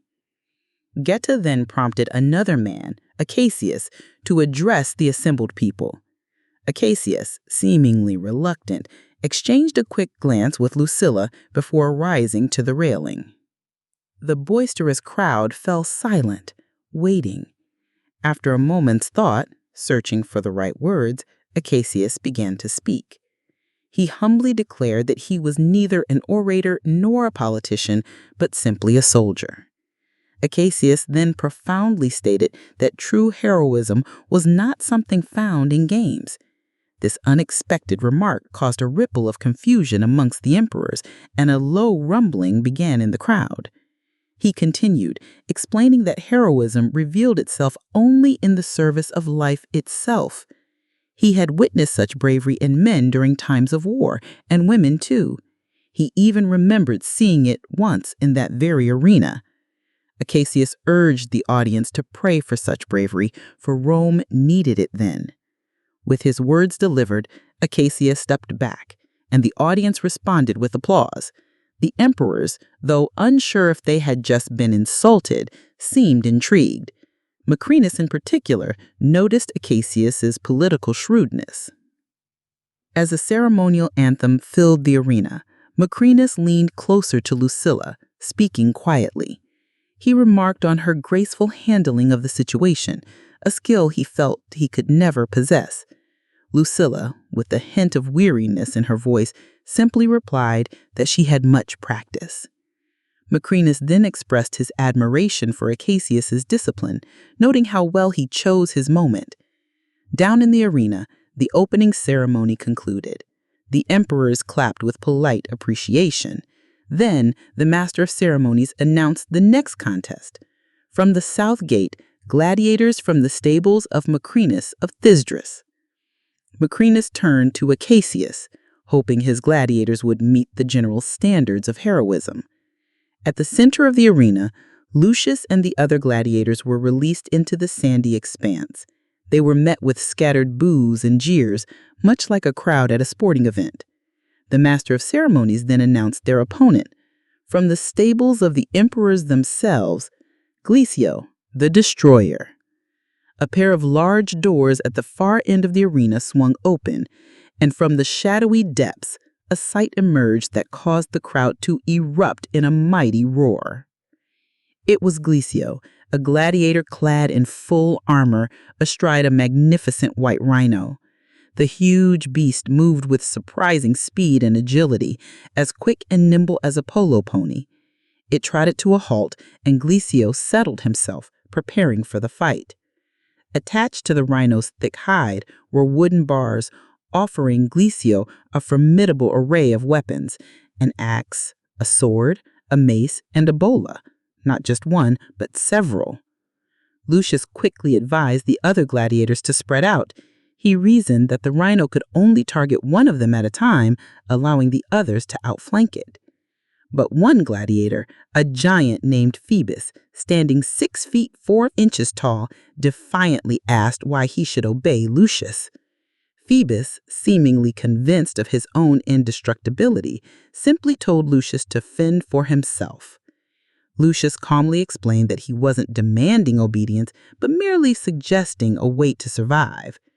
With a sudden ironic twist, the rhino charged directly at Phoebus. Lucius shouted for everyone to separate and break for the wall. Phoebus, relying on his size, thought he could dodge the charging beast at the last moment, but the rhino was far more nimble than he anticipated. It clipped him at full speed, sending him flying 20 feet. The rhino then turned on a dime, goring him with its horn, crushing his rib cage and vital organs. It thrashed its head, tossing Phoebus's ruined body aside. Glicio, manipulating the reins with his legs, circled the arena in a great arc. Lucius continued to shout, urging the others to separate. The rhino paused, its gaze fixing on Lucius from 100 meters away. Lucius knew he was next. Then he did something peculiar. He crouched down and scooped up a handful of sand from the arena floor, letting it sift through his fingers. It was an old ritual, one he remembered from Maximus. Lucilla, watching from the royal seats, had her own memories of Maximus stirred by the gesture, though she quickly pushed them aside. For Lucius, however, the remembered gesture seemed to summon both a memory and a sudden idea. Glicio spurred the rhino with his heels, and it charged. As the massive beast bore down on Lucius at a full gallop, Glicio raised his mace. Lucius, presenting himself as a target, raised his sword in defense.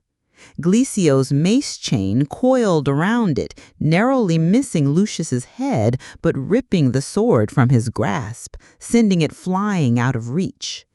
The rhino continued to will through the fine dust particles stirred up by its charge, almost blinded by the sunlight. Lucius, still holding the sand, moved close to a wall. He then threw the sand into the air, creating a fine curtain of dust that was blindingly bright in the sunlight. Despite the dust, Lucius remained a clear target for the rhino. The beast launched its charge, picking up unstoppable speed. Lucius, however, stepped backwards into the dust and seemed to vanish. He leaped aside just as the rhino galloped past, clipping him hard. Unable to stop its momentum, the rhino slammed into the wall with full force, throwing Glicio off like a projectile. Glicio hit the wall head first. The rhino staggered, stunned but still alive, reeling in circles along the walls, having lost its bearings. Lucius swiftly retrieved his sword and moved towards the recovering Glicio. As Lucio struck, Glicio seized the moment. Glicio managed to strike Lucius's sword aside, sending it spinning into the sand. Lucius was now defenseless. In the royal seats, Caracalla and Jetta watched raptly, while Lucilla averted her eyes from the unfolding fight. Jetta, excited, wondered if the gladiator was the poet. Caracalla confessed he didn't remember, claiming that night was a blur. Jetta then started to recite a line. "The gates of hell are open night and day. Smooth is the descent." The verse captured Lucilla's attention.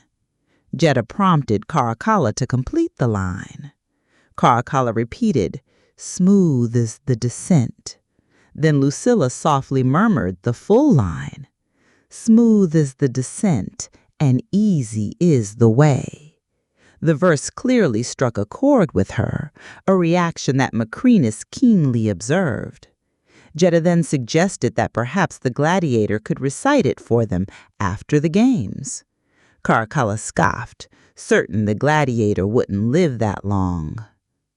Indeed, down in the arena, Lucius was taking a severe beating from the powerful Glisio. He held his shield as Glisio rained frenzied blows with his mace. Finally, Lucius dropped to his knees. The crowd began to chant.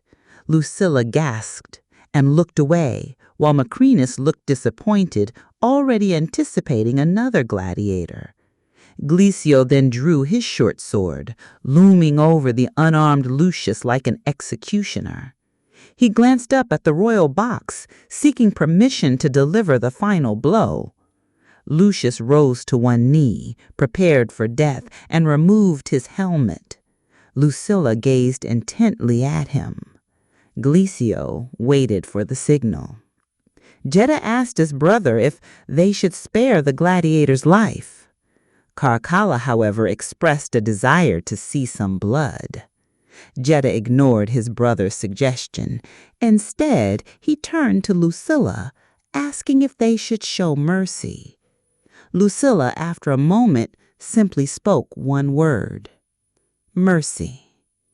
Jetta then rose and raised his fist. The immense crowd fell silent as he looked towards the heavens as if communing with a higher power. Then Jetta gave a thumbs up, a signal to spare Lucius's life. The crowd erupted in cheers. But then a voice cut through the celebration. No. A stunned silence fell over the arena. Lucius repeated, "No mercy."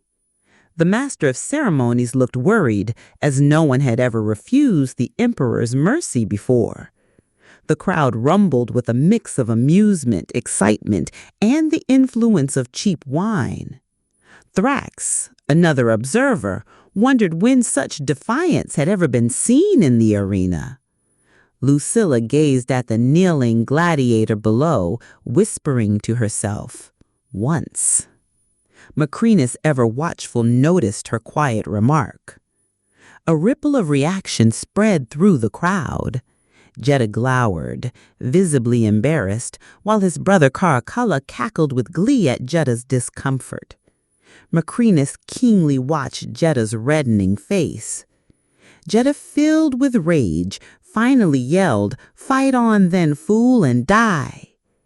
Glisio's arm was already raised, ready to strike. But Lucius, with a sudden surge of fury and strength, lunged from his kneeling position. He grabbed Glisio's short sword from the ground and flung the heavy blade with all his might. It plunged directly into Glisio's abdomen. The famous gladiator gazed down at the blade, as if surprised to find it there. He staggered, then collapsed in the dirt, falling upon the handle of the sword and inadvertently finishing himself. The crowd erupted in a frenzy of cheers. From his seat, Macrinus smiled. Lucius then shouted up at the royal box, his voice ringing through the quieted arena. "What is the punishment for victory?" The crowd listened. He shouted again, "What is the punishment for honor?" Now the crowd began to chant and stomp their feet. Jetta found himself with no choice but to grant Lucius a victory, despite his disobedience. Caracalla leaned over, advising his brother to allow Lucius his moment, reminding him that the games had only just begun and there would be plenty of time to make an example of him later. Jetta nodded, his temples swollen with rage, his blood boiling. Reluctantly, he began to clap, and the crowd applauded along with him. Lucilla then rose from her seat, and the centurions began to lead her away, with the Cassius accompanying them. Geta, making a grand gesture, acknowledged Macrinus. "Stand, Macrinus," he declared loudly. "His glory belongs to you." Macrinus rose, basking in the thunderous applause of the crowd. Beside him, Thrax looked crestfallen, having clearly lost another wager. Geta then addressed Lucius, his voice loud and grand. "Gladiator, enjoy this victory. May fortune still smile on you tomorrow as it has done this day." In response, Lucius spat on the ground. He searched the stands for Lucilla and Acacius, but they had already left the arena. Below, in the Coliseum's undercroft, the distant chanting of the crowd could still be heard. Lucius descended into its depths, weary and wounded, though an air of triumph surrounded him despite a gash on his arm. A small gathering of gladiators parted as he approached, revealing a stretcher. Upon it lay the gored body of Phoebus, who had been trampled by the rhino. His body was utterly destroyed, unrecognizable, with exposed rib cages and broken bones protruding through bloody flesh. Ravi stood over him, his coat splattered with blood, having tried in vain to revive the fallen man before finally giving up. Lucius gazed down at the gruesome sight while the other gladiators watched him. From the shadows, Vigo observed Lucius. Lucius, his eyes fixed on Phoebus, declared, "The road to freedom doesn't run through the arena. The road leads here, to death." Vigo then curtly ordered, "Cage them." He watched as they took Lucius away, perhaps irritated by the accolades bestowed upon this prisoner of war. Later that night, in the small hospital room beneath the Coliseum, Lucius sat on a stool. His arm throbbed with an untreated wound, and mosquitoes buzzed lazily around him. He quietly asked the man attending to him, "What's your name?" The man, Ravi, introduced himself as a doctor. He explained that more men died from infected wounds than in the arena itself, stating that Lucius's wound needed cleaning and stitching, and warned him that it would hurt. Ravi then handed Lucius a small pipe. Lucius inquired what it was. Ravi explained it contained devil's breath and opium for the pain, instructing him to breathe it in. Lucius inhaled deeply, closing his eyes as the drug immediately took effect. His world began to slow, a sense of disassociation creeping in as he drifted back to Ravi, who watched him with a kind smile. Ravi remarked that the effects were different for everyone. Lucius's eyes glazed over as the warmth of the drug seeped through him. Ravi began to stitch the wound with catgut. Lucius took another draw from the pipe, coughing as Ravi pulled the thread through his skin, spluttering opium smoke over the doctor. He then asked Ravi where he had learned his trade. Ravi inquired why Lucius asked. Lucius commented that Ravi had a heavy hand. Ravi then revealed with a wry smile that he used to be a gladiator himself. Lucius chuckled, remarking that it was no surprise, as Ravi used the needle like a dagger. They both laughed as Lucius became increasingly inebriated and high. Lucius, amused, asked if Ravi would have bested him in his prime.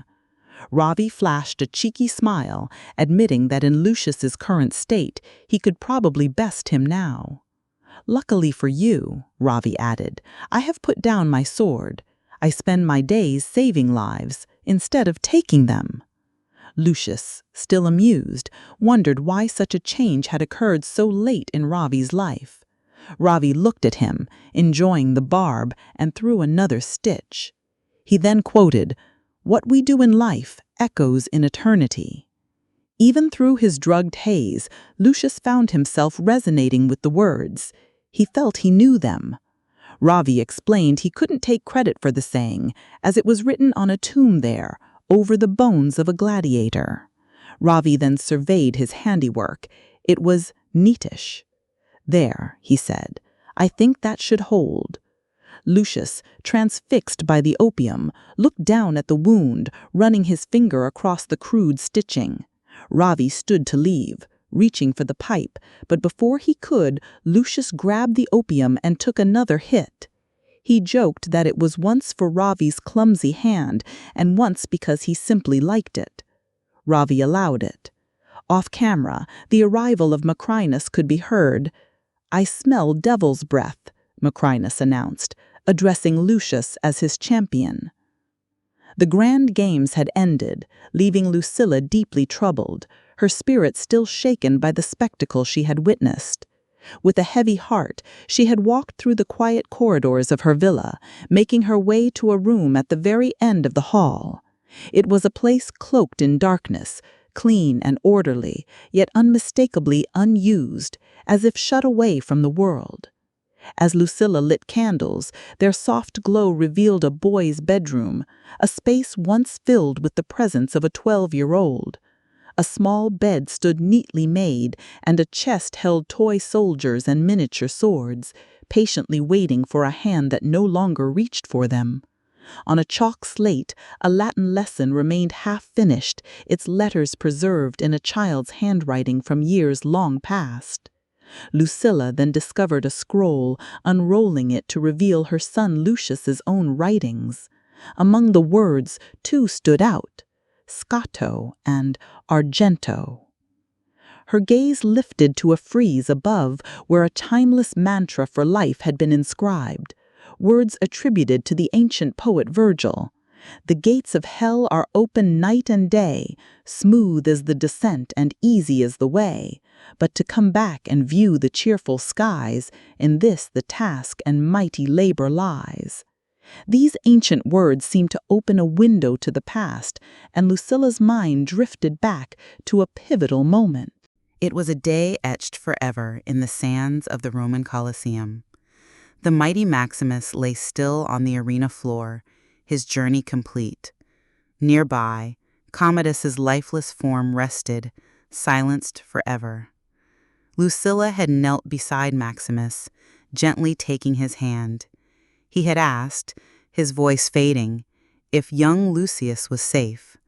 Lucilla, her own voice barely a whisper, had assured him with a nod, urging him to find peace, to return to those he loved. As Maximus passed from the world, the entire arena had watched in silent awe. Lucilla had then risen, her voice clear despite her grief, calling upon them all to honor him as a soldier of Rome. And so the gladiators had lifted Maximus onto their shoulders, carrying him slowly from the arena in a solemn procession, joined by Gracchus and other senators. Young Lucius, a boy himself, had watched this profound moment from behind his mother. Lucilla had turned to him, reaching out, and together they had found an exit where a younger Acacius awaited them, ready to guide them to safety. Outside Lucilla's grand villa, a chariot stood prepared. Lucilla had crouched down, her voice low and grave, to speak to her son. She had told him that he was now the sole heir, a perilous position, for there were powerful men who would kill him to seize control. She had promised him with all her heart that she would bring him back home as soon as it was safe. A Roman bodyguard, Gnaeus, stood nearby, while Acacius, a young officer, waited at a short distance. Lucius, overwhelmed by the rapid turn of events, had felt a deep trauma, unable to fully grasp what was happening. He had pleaded with his mother, asking why she could not come with him, his young voice filled with sorrow. Lucilla, struggling with her own powerful emotions, had explained that she had to remain for his sake and for the sake of Rome itself. Tears had clouded her eyes, leaving her unable to speak further. Acacius, observing her distress, had stepped in, kneeling beside the boy, and speaking to him with the firm, serious tone one might use for a young soldier under command. He had told Lucius that he was the future of Rome, that this was no time for tears, and that he must be strong.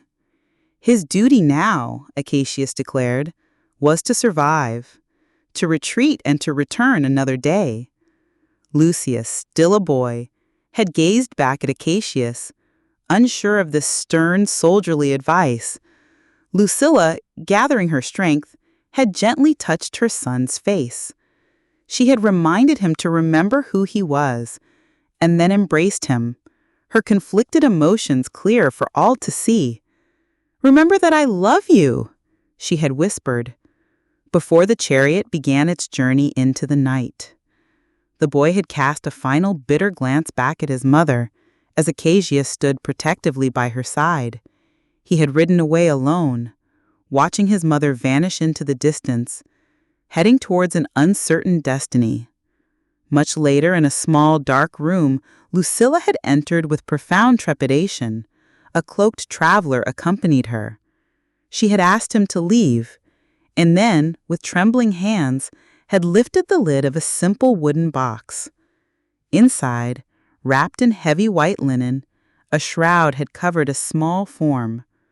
Lucilla had gently undone the ties, revealing a skeletal form of blackened bone. Quietly, she had begun to weep. Days passed, and outside Lucilla's villa, centurions stood guard. A chariot approached, and a figure stepped down. It was Maximus. He had produced a note bearing Lucilla's own seal, showing it to the officer on guard duty. Lucilla had awaited him in the villa's courtyard, dressed to both impress and intimidate. Maximus had greeted her with an exaggerated bow, an epitome of elegance and sophistication. Lucilla had remarked on the pleasure of meeting him at the games, and noted that he had become the talk of the court. Maximus then revealed that they had met before, long ago, when he had served in her father's army during his African campaign. He had been one of many translators, he said, but had held the privilege of reading her father's meditations. He had then quoted a familiar maxim: "The best revenge is to be unlike him who performed the injury." Lucilla, hearing her father's words, responded with another of his teachings: Rome's power preserves the freedoms of its citizens. Maximus had acknowledged her point. Lucilla had observed his swift rise to power, noting that he was arming legions across the empire, and now gained influence in Rome by sponsoring gladiators. Maximus claimed he did it for the pure love of the sport, finding his gladiators at contests in the provinces, usually among prisoners of war or vagrants. Lucilla had pointed out that they had no choice in the matter. Maximus, ever the philosopher, had countered that a man could always choose to fight and stay alive, drawing a parallel between life and the arena itself. Lucilla had processed his words, careful not to betray her thoughts, though Maximus seemed to sense something unspoken. At that moment, Acacius had emerged from the villa into the courtyard.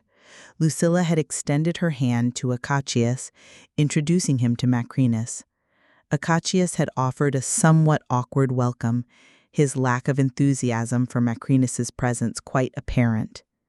Maximus had then bowed, preparing to depart. As Lucilla had escorted him out, they passed a bust of the young Marcus Aurelius in the courtyard. Maximus had paused, examining it, and asked who it was. Lucilla had replied that it was her father as a youth. Maximus had stepped closer, noting the striking resemblance between the bust and Lucius, remarking, "Uncanny."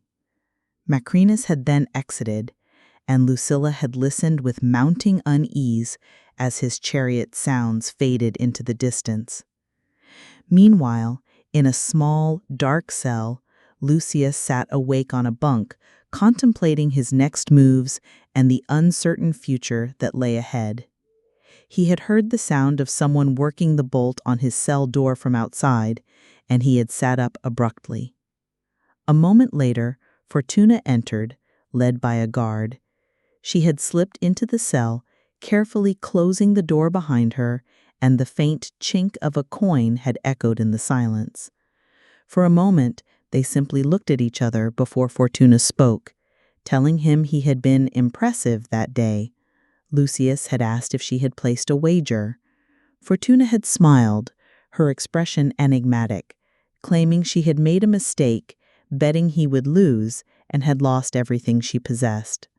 Lucius, ever sharp, had immediately questioned how she could afford the fee to enter his cell.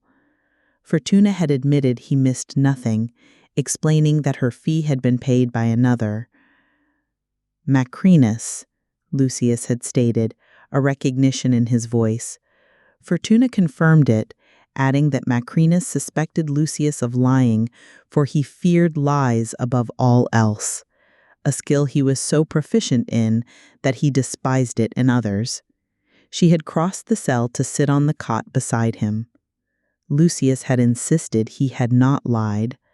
Fortuna then touched her fingers to his lips, quieting him, telling him that Macrinus knew he was not what he claimed to be. She warned him to be careful, reminding him that a truth shared with her might not remain a truth kept, as she was there under orders. Lucius had then asked what he wished to discuss. Fortuna had teasingly replied, "Who says I wish to talk at all?" Seeing his concern, she had then asked if it would be so bad if he took what Macrinus had paid for, smiling like a snake and again observing his fear. Lucius had made to speak, but she had once more placed a finger to his lips, repeating her instruction for him not to talk. Lucius had then stated that he was not afraid. Fortuna agreed, acknowledging that it was not fear, but something entirely different. She had then scrutinized him, asking who had damaged him and left him so. Lucius, unable to cope with her intense gaze, had looked away.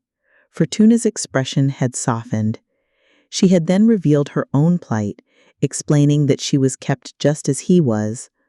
Her father, she said, had owed a debt to Macrinus, a debt that had been settled by Macrinus taking both her mother and her. Her mother had become his servant, and Fortuna herself had become whatever he'd have me be from the age of 14. Lucius, hearing her story, had quietly expressed his sorrow. In the vast, open training ground near the mighty Coliseum, a stern taskmaster named Vigo oversaw the gladiators' exercises. Here, under the relentless sun, a curious machine had been set up. 3 sturdy planks formed benches for a dozen oarsmen, each man shackled to heavy poles. These poles were pivoted and tied to logs, creating a kind of rowing device that mirrored the motion of a ship at sea. A primitive drum on a stand dictated the rhythm, beating a steady, then increasingly swift time for the men. Vigo's voice echoed across the dusty ground, issuing commands like "stand by oars" or "give way together," and the gladiators pulled in unison, their bodies straining as the heavy logs groaned and slid back and forth. Among them was Lucius, his face already etched with fatigue. He gazed up at Vigo, who loomed large against the blazing sun, and offered a defiant smile. "We will not get far this way," Lucius remarked, his voice carrying a subtle challenge. At his words, Vigo raised his hand, and the rowing ceased. Then, with a pointed finger, Vigo singled out Lucius. "Just him," he declared. And so, Lucius was left alone in the massive training machine, compelled to do the work of 3 men. The great logs ground slowly through the dust, marking his solitary labor. The other gladiators, including men like Brennos and Agidelios, watched. This deliberate cruelty, rather than breaking Lucius, seemed to be quietly winning them over to his side. Vigo, observing with a satisfied expression, soon ordered the other gladiators away, leaving Lucius to his impossible task. As night finally descended upon the training ground, Lucius lay slumped and unconscious over his oars, still shackled to the cumbersome machine.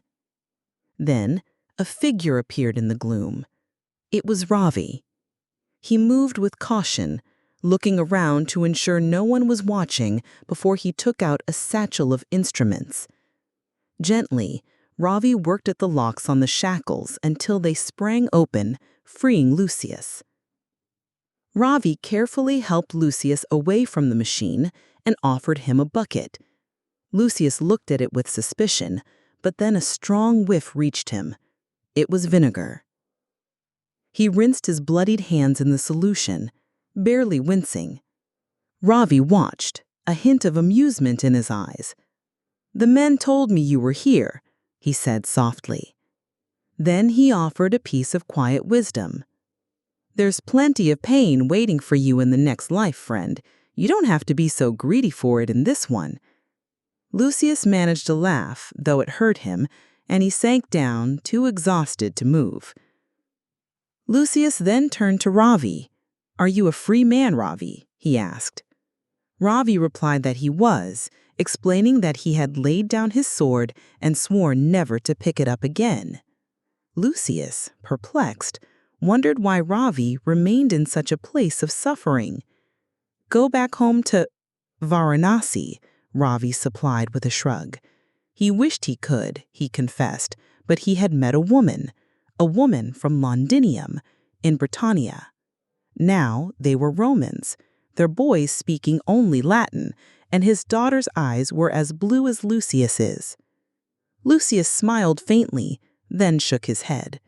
"Not I. This city is not my home." Lucius's gaze drifted, lost in a memory. He spoke of growing up, listening to stories at his grandfather's knee. His grandfather used to speak of the dream that was Rome, a fragile whisper that could vanish if spoken too loudly. When Ravi asked what this dream was, Lucius explained, strength and honor. It was a vision of a Rome where everyone would live by fair law, a city that offered protection and hope for all. Ravi, after a serious pause, remarked that Lucius's grandfather sounded like a dangerous man. Ravi's gaze softened with concern. "The odds are against you," he stated. Lucius, ever resilient, simply said the odds are always against men like us. Don't worry, old man. Then Ravi urged him to rest, for his friends would need him to lead them tomorrow. Meanwhile, in a luxurious villa, Maximus reclined in a great marble bath, surrounded by steam. Servants, including Hyacinthia, poured steaming buckets of herbal water into the tub. Fortuna entered, and Maximus fixed his hooded crocodile-like eyes upon her. He asked if she had been with Lucius, and Fortuna confirmed it. He pressed her for details, wanting to know what Lucius had told her.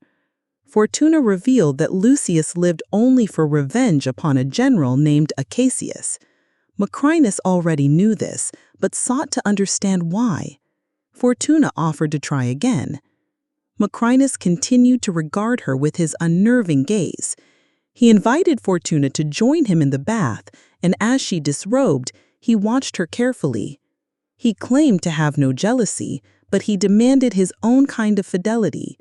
Fortuna assured him she would never betray his trust, but Maximus, with a watchful eye, wondered if she had already had.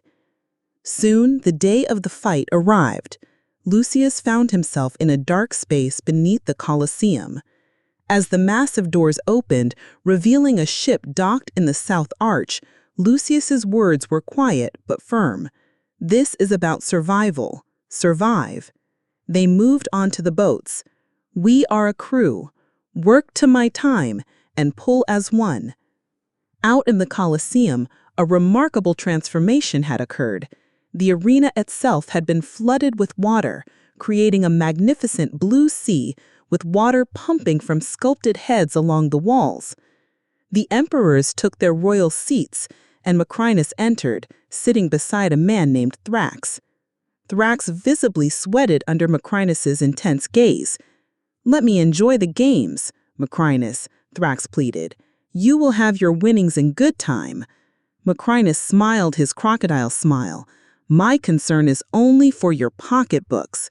Do you know what happens to a man who can't pay his debts?" Thrax asserted his status as a senator, not merely a man, and claimed he always paid what he owed. Then the master of ceremonies' voice boomed out across the arena, honoring Poseidon and celebrating the glory of naval war. "Today, we relived the Battle of Salamis," he announced to a cheering crowd. Drums rolled, trumpets blared. The Roman ships, manned by centurions dressed in Athenian garb, emerged from the north and south gates. Rome's champions, he declared, would defend Athens, the cradle of civilization, from the barbarian sailors of Persia. From her seat, Lucilla scanned the ranks of the Barbarian gladiators, searching for a specific young gladiator, though all looked alike in their uniform. Maximus, sitting just behind her, watched her closely. Lucilla turned and saw him observing her. Below, as Lucius climbed into his boat, he noticed Lucilla and Maximus seated together. The drums rolled once more.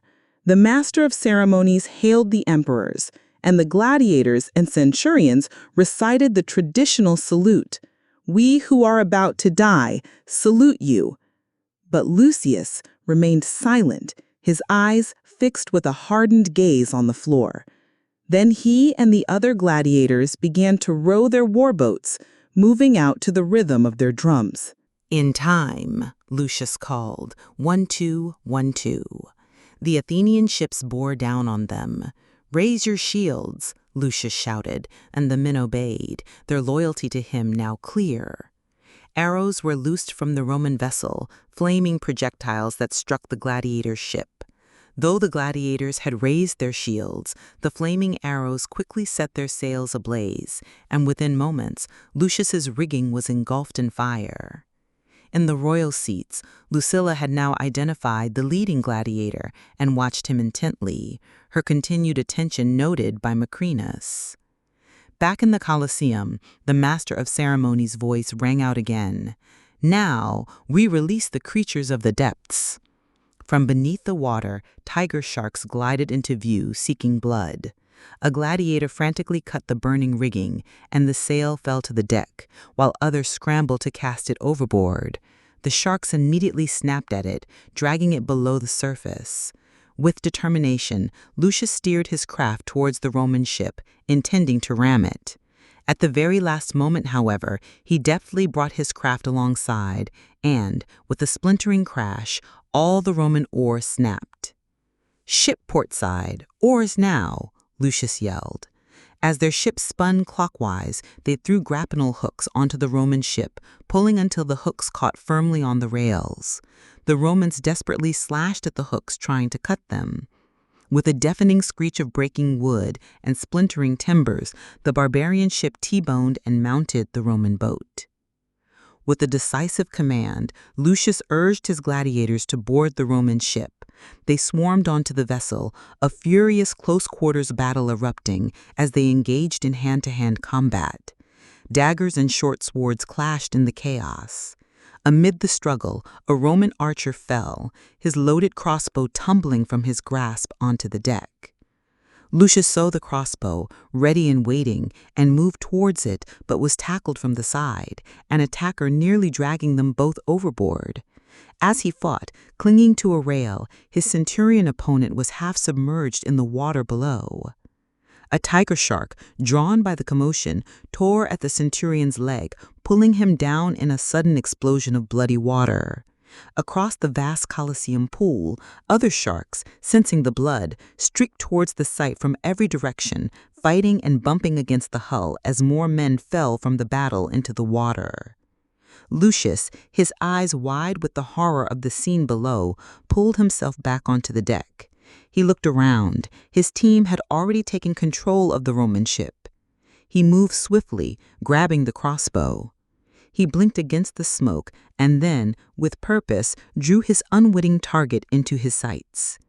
It was Acacius, the very man he believed responsible for the destruction of his Numidian home. Thoughts of those he had lost and of a truer Rome filled his mind.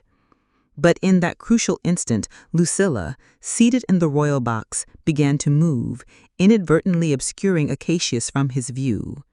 She turned, and Lucius saw her. The arrow was released, tearing through the air. It narrowly missed Lucilla, striking instead the gilded post of Geta's throne with a sharp thud.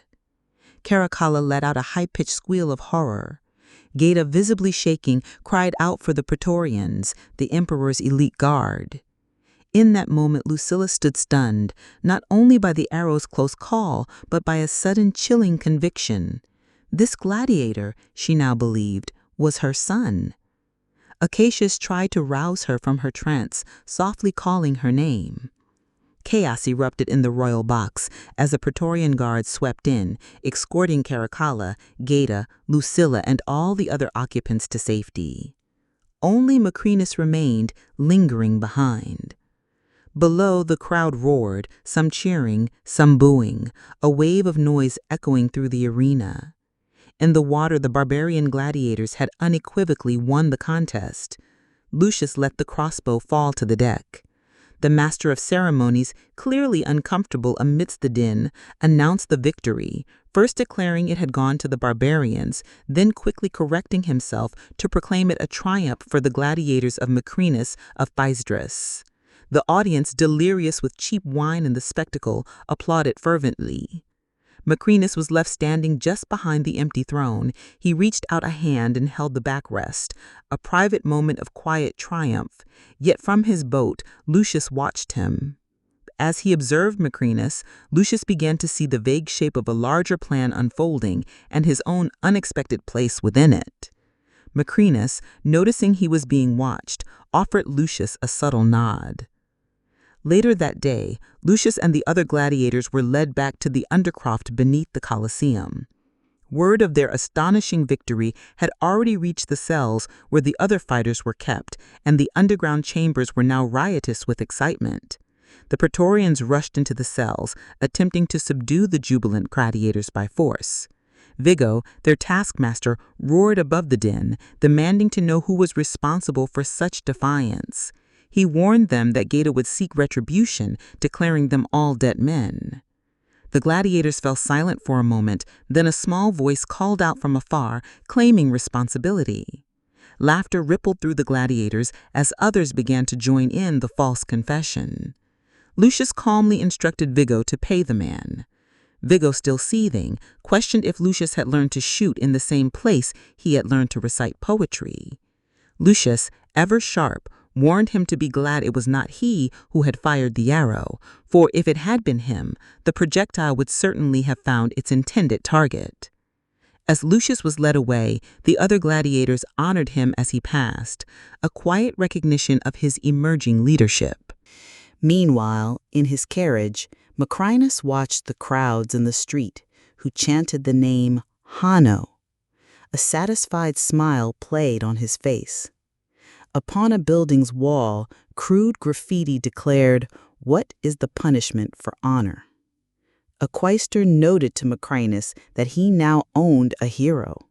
Maximus acknowledged this, and when the quaestor offered to sell Lucius for a good price, Maximus declined.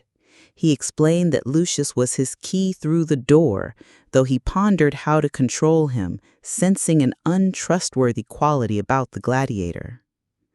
That night, in her opulent villa, Lucilla extinguished the candles. The guards outside saw the lights dim. She crossed to Acacius's rooms where he lay sleeping and pulled up the hood of her cloak. She moved across the courtyard towards a secret door. Lucilla emerged from a hidden tunnel onto the Roman streets, concealed by overgrown plants. Her servant waited for her there, and she mounted a black horse, riding through the city. More graffiti was visible on the walls, asking in Latin, "Quae pona victoriae?" which translated to, "What is the penalty for victory?" At a side gate of the Coliseum, a cloaked figure waited in the shadows. As Lucilla approached, Gracchus emerged, accompanied by one of his bodyguards. He placed his hand on his heart in greeting and whispered a respectful welcome to her. Gracchus then led Lucilla to the door of the cage where Lucius was being held. He paid the guard with a small pouch of coins, then melted away into the shadows. Lucilla lowered her hood and stepped into the candlelight.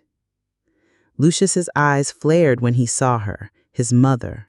He bowed his head, trying to hide his face and contain the anger that seethed within him.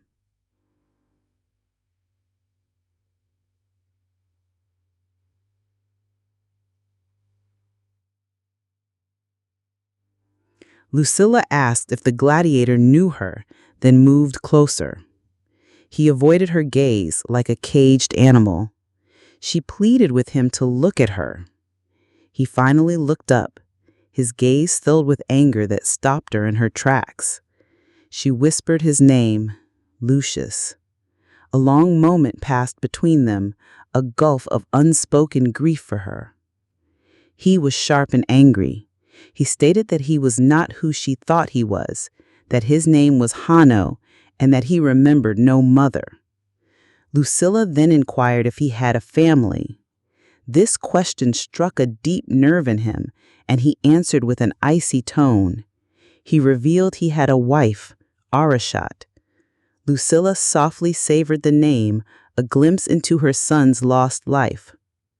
But the hardness returned to his gaze, and anger burned in him once more. He bitterly declared that Arashat had been killed on her husband's orders. Lucilla looked away, filled with despair and shame. She offered a silent apology in her heart. She lamented that Rome was drowning in its own blood. Lucius observed that despite this, she still enjoyed the pleasures of the Coliseum. She told him there was much he did not understand. He simmered with resentment, suggesting that if her son were there, he would tell her not to grieve, for the boy she had sent away was gone, truly dead. Her defense then turned into anger. She declared that if he would not accept his mother's love, then he should embrace his father's strength, for his father's name was Maximus Decimus Meridius. Lucius whispered the name, perplexed, struggling to comprehend this sudden revelation. It was too much to take in, making his past even more difficult to understand. He growled for her to leave. As Lucilla walked towards the door, she told him she had searched for him and had never stopped loving him. She paused for a moment. Gracchus's voice from outside signaled his presence. Lucilla, from the doorway, repeated that she had never stopped loving him. Lucius shouted for her to get out, again and again. Lucilla could see she would get nothing more from him, and so she left. Outside Lucius's cell, Ravi had been present at his table, overhearing the entire exchange.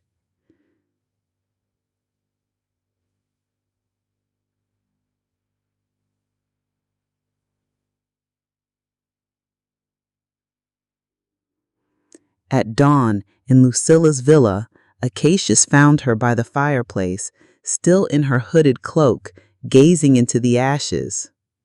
Lucilla revealed to Acacius that Lucius was alive.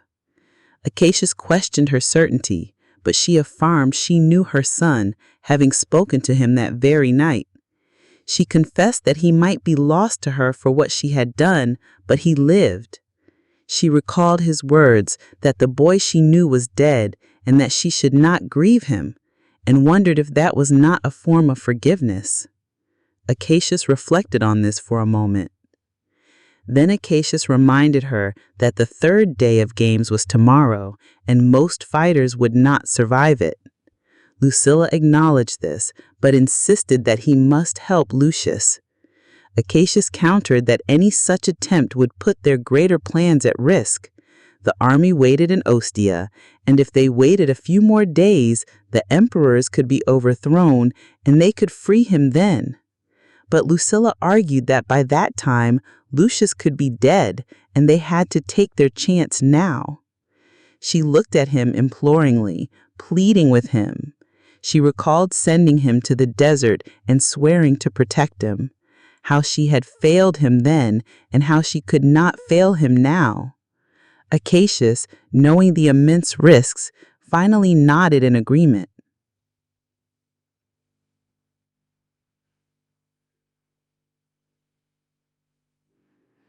In the quiet of a Roman day, a grand chariot pulled up to the magnificent mansion of a man named Thrax. Macrinus, with his companion Vigo, entered as though he already owned the place, startling Thrax, who appeared quite terrified. Macrinus sternly inquired about Thrax's presence there, declaring the house now his due to a debt that had swollen to over 10,000 denarii. In desperation, Thrax offered other possessions, cattle, art, but Macrinus simply scoffed at the mention of mere beef and paint. Macrinus then asked what Thrace truly desired, as if the answer surprised him. He spoke softly at first, playing the part of a humble man, before his voice hardened, demanding the truth. Nothing, he insisted, ever happened in Rome without Thrace's knowledge, for Thrace held the trust of both the Synod and Lucilla. Thrace wondered if Macrinus sought his loyalty, to which Macrinus replied with a grim smile that he desired the house, but would settle for loyalty if it proved valuable. Overwhelmed, Thrace finally yielded, his spirit crumbling under the pressure. He confessed to having heard whispers of a plot, a plan to dethrone the emperors themselves. The scheme, he revealed, had been delayed, but involved the rescue of a gladiator from the arena that very night. Thrace admitted he did not know the reasons why, but a slow smile spread across Macrinus's face, for he already knew both the why and the who. As night fell, a deep darkness enveloped the Roman Coliseum. Only a few regular guards stood outside the main gate, and the streets lay empty save for stray dogs and a lone beggar who was gruffly dismissed by a soldier. Suddenly, an arrow hissed from the shadows, striking the soldier in the throat, silencing him swiftly. From the side streets, a dozen cloaked figures materialized like silent ghosts, slipping into the Coliseum. One of them, revealed to be Cassius, led the way into the labyrinthine tunnels beneath the grand structure. Arrows continued to hiss through the darkness, striking other guards posted along the corridors, their throats cut without a sound. It was a swift, meticulously planned operation, an extraction mission carried out with almost no noise. Yet, just as the cloaked figures moved through the maze, the tunnels were suddenly flooded with 100 Praetorian guards, vastly outnumbering Cassius's elite unit. From the arches above, archers appeared, dominating the chamber. Cassius and his men made a brave stand, but they were simply overwhelmed. Miles away in Lucilla's villa, she waited anxiously by a fire for Cassius's return. But instead, a group of Praetorian guards stormed into her house, seizing her by the arms and roughly leading her outside. A hurried audience was convened at the imperial villa, where the emperors Geta and Caracalla, barely dressed from their beds, received the captured Cassius and Lucilla along with a man named Gracchus. Cassius, though beaten and bloodied, remained defiant. Geta, gowned, and Caracalla, wrapped in a sheet, stood before them. Macrinus and Thrace were also present. Geta declared that Cassius had forfeited the honor and dignity Rome had bestowed upon him through his treachery. He then acknowledged Macrinus and Thrace, stating that it was thanks to their civic virtue that the insurrection had been revealed. Cassius, despite his battered state, refused to be lectured, challenging Geta to torture him instead. Geta promised that Cassius's name and deeds would be forgotten, lost to history, damned to oblivion. Cassius merely laughed, replying that he did not care, for everything eventually faded, and even empires and emperors fell. Caracalla, enraged, rose from his throne, eager to gut Cassius immediately, reaching for his brother's sword. Geta tried to calm him, insisting that Cassius's death had to be a public spectacle. Caracalla agreed, wanting to hang his entrails from the city gates, and even suggested Lucilla be crucified. As Caracalla became increasingly carried away, Geta gestured and the Praetorians led Cassius and Lucilla away. Shaking with a mix of fear and rage, Geta thanked Macrinus, confessing that in these last days he had come to see Macrinus not just as a subject, but as a friend. Macrinus, in turn, offered counsel as a friend, advising caution. He reminded Geta that Cassius was a hero of Rome, and crucifixion, typically reserved for thieves and Christians, was far too common a fate for such a figure. Geta maintained that Cassius was a traitor who must die. Macrinus agreed, but suggested it did not have to be by the emperor's hand. When Geta looked puzzled, Macrinus proposed that the gods themselves should decide Cassius's fate within the Coliseum. Meanwhile, in the eerie quiet of the Coliseum's undercroft, only the distant roar of the crowd could be heard. Ravi was busy wrapping Lucius's wrists. Lucius asked whom he would be fighting, But Ravi simply shook his head, unable to say. Lucius spoke of a dream he had that morning, a recurring vision of a dark river he had seen before. This time, however, he was crossing it. Ravi, from his homeland, believed crossing a river symbolized forgiveness and salvation. But Lucius felt differently. Where he came from, it meant death. He believed he would die that day in the arena, yet he confessed he had not been afraid, for he saw people on the other side and knew he would not be alone. His heart felt open. Lucius then approached a spot on the wall where a name once carved deeply had been chiseled away. He asked who the man had been. Ravi quietly answered, Maximus. He explained that though his own time in the arena was after Maximus, whispers of the man and his deeds still circulated widely. Lucius leaned against the wall, gazing at the empty space as the chanting of the crowd outside swelled. Later, in the heart of the Coliseum, the master of ceremonies stood before an enormous copper megaphone. He began to read the official denunciation of Cassius, declaring him an enemy of the people for his treason against the lives of the emperors and the Roman state. As the south door arch, Vigo handed Lucius a sword and a dagger, simply telling him, "Go now, wae victes," which meant, "Woe to the vanquished." Lucius walked out onto the sun-bleached sand, the gate clanging shut behind him. The master of ceremonies announced the arrival of Hanno, the barbarian victor of 3 contests from the vanquished city of Numidia. The crowd roared. Lucius stepped fully into the blinding sunlight of the arena. On the other side, Cassius was brought forth. The master of ceremonies declared that the barbarian Hanno, Lucius, would challenge General Justice Cassius for his treason against the emperors and the state. Lucilla, now seated in the royal seats as the emperor's prisoner, listened with dread as she heard her son was about to fight Cassius to the death. She pleaded with Caracalla, offering her birthright to him, but Gita declared it was too late. The master of ceremonies' voice echoed, asking whether the Roman traitor or the barbarian hero would prevail, leaving the gods to decide who would survive this contest. Under the blinding sunlight, Lucius approached Cassius. Lucius accused Cassius of killing the woman he loved, and Cassius, remorseful, simply replied that many had been killed that day.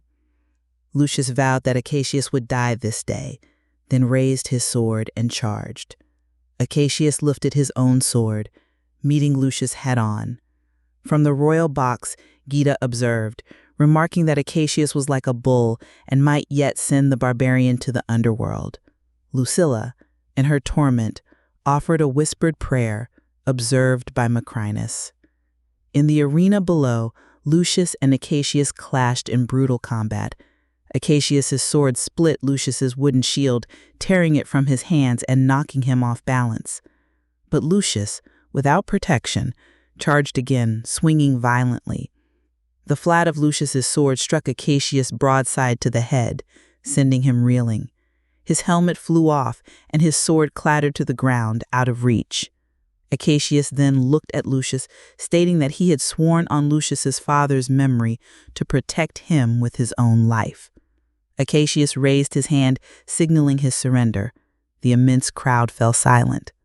Cassius, looking at Lucius, told him to do what he wished, but that upon his death, Lucius must know that he loved both Lucius's mother Lucilla and his father, Maximus. Lucius gazed down upon Cassius. Caracalla and Gita rose to address the crowd, with Gita asking the Romans for their judgment. The crowd roared, some cheering for mercy for their hero Cassius, while others cried for his death. Gita raised his fist, holding it poised in midair, his eyes fixed on the heavens, as if waiting for the gods' guidance. The vast Coliseum fell silent once more. The Emperor Gita then lowered his hand, turning it over with a decisive gesture, indicating the cruel fate of thumbs down. A low rumbling of disapproval spread through the vast crowd, their attention now fixed entirely upon Lucius. Cassius, accepting his destiny, bowed his head and knelt in the sand. Suddenly, a clear cry echoed across the immense arena. "Lucius!" It was Lucilla, her voice carrying a desperate plea.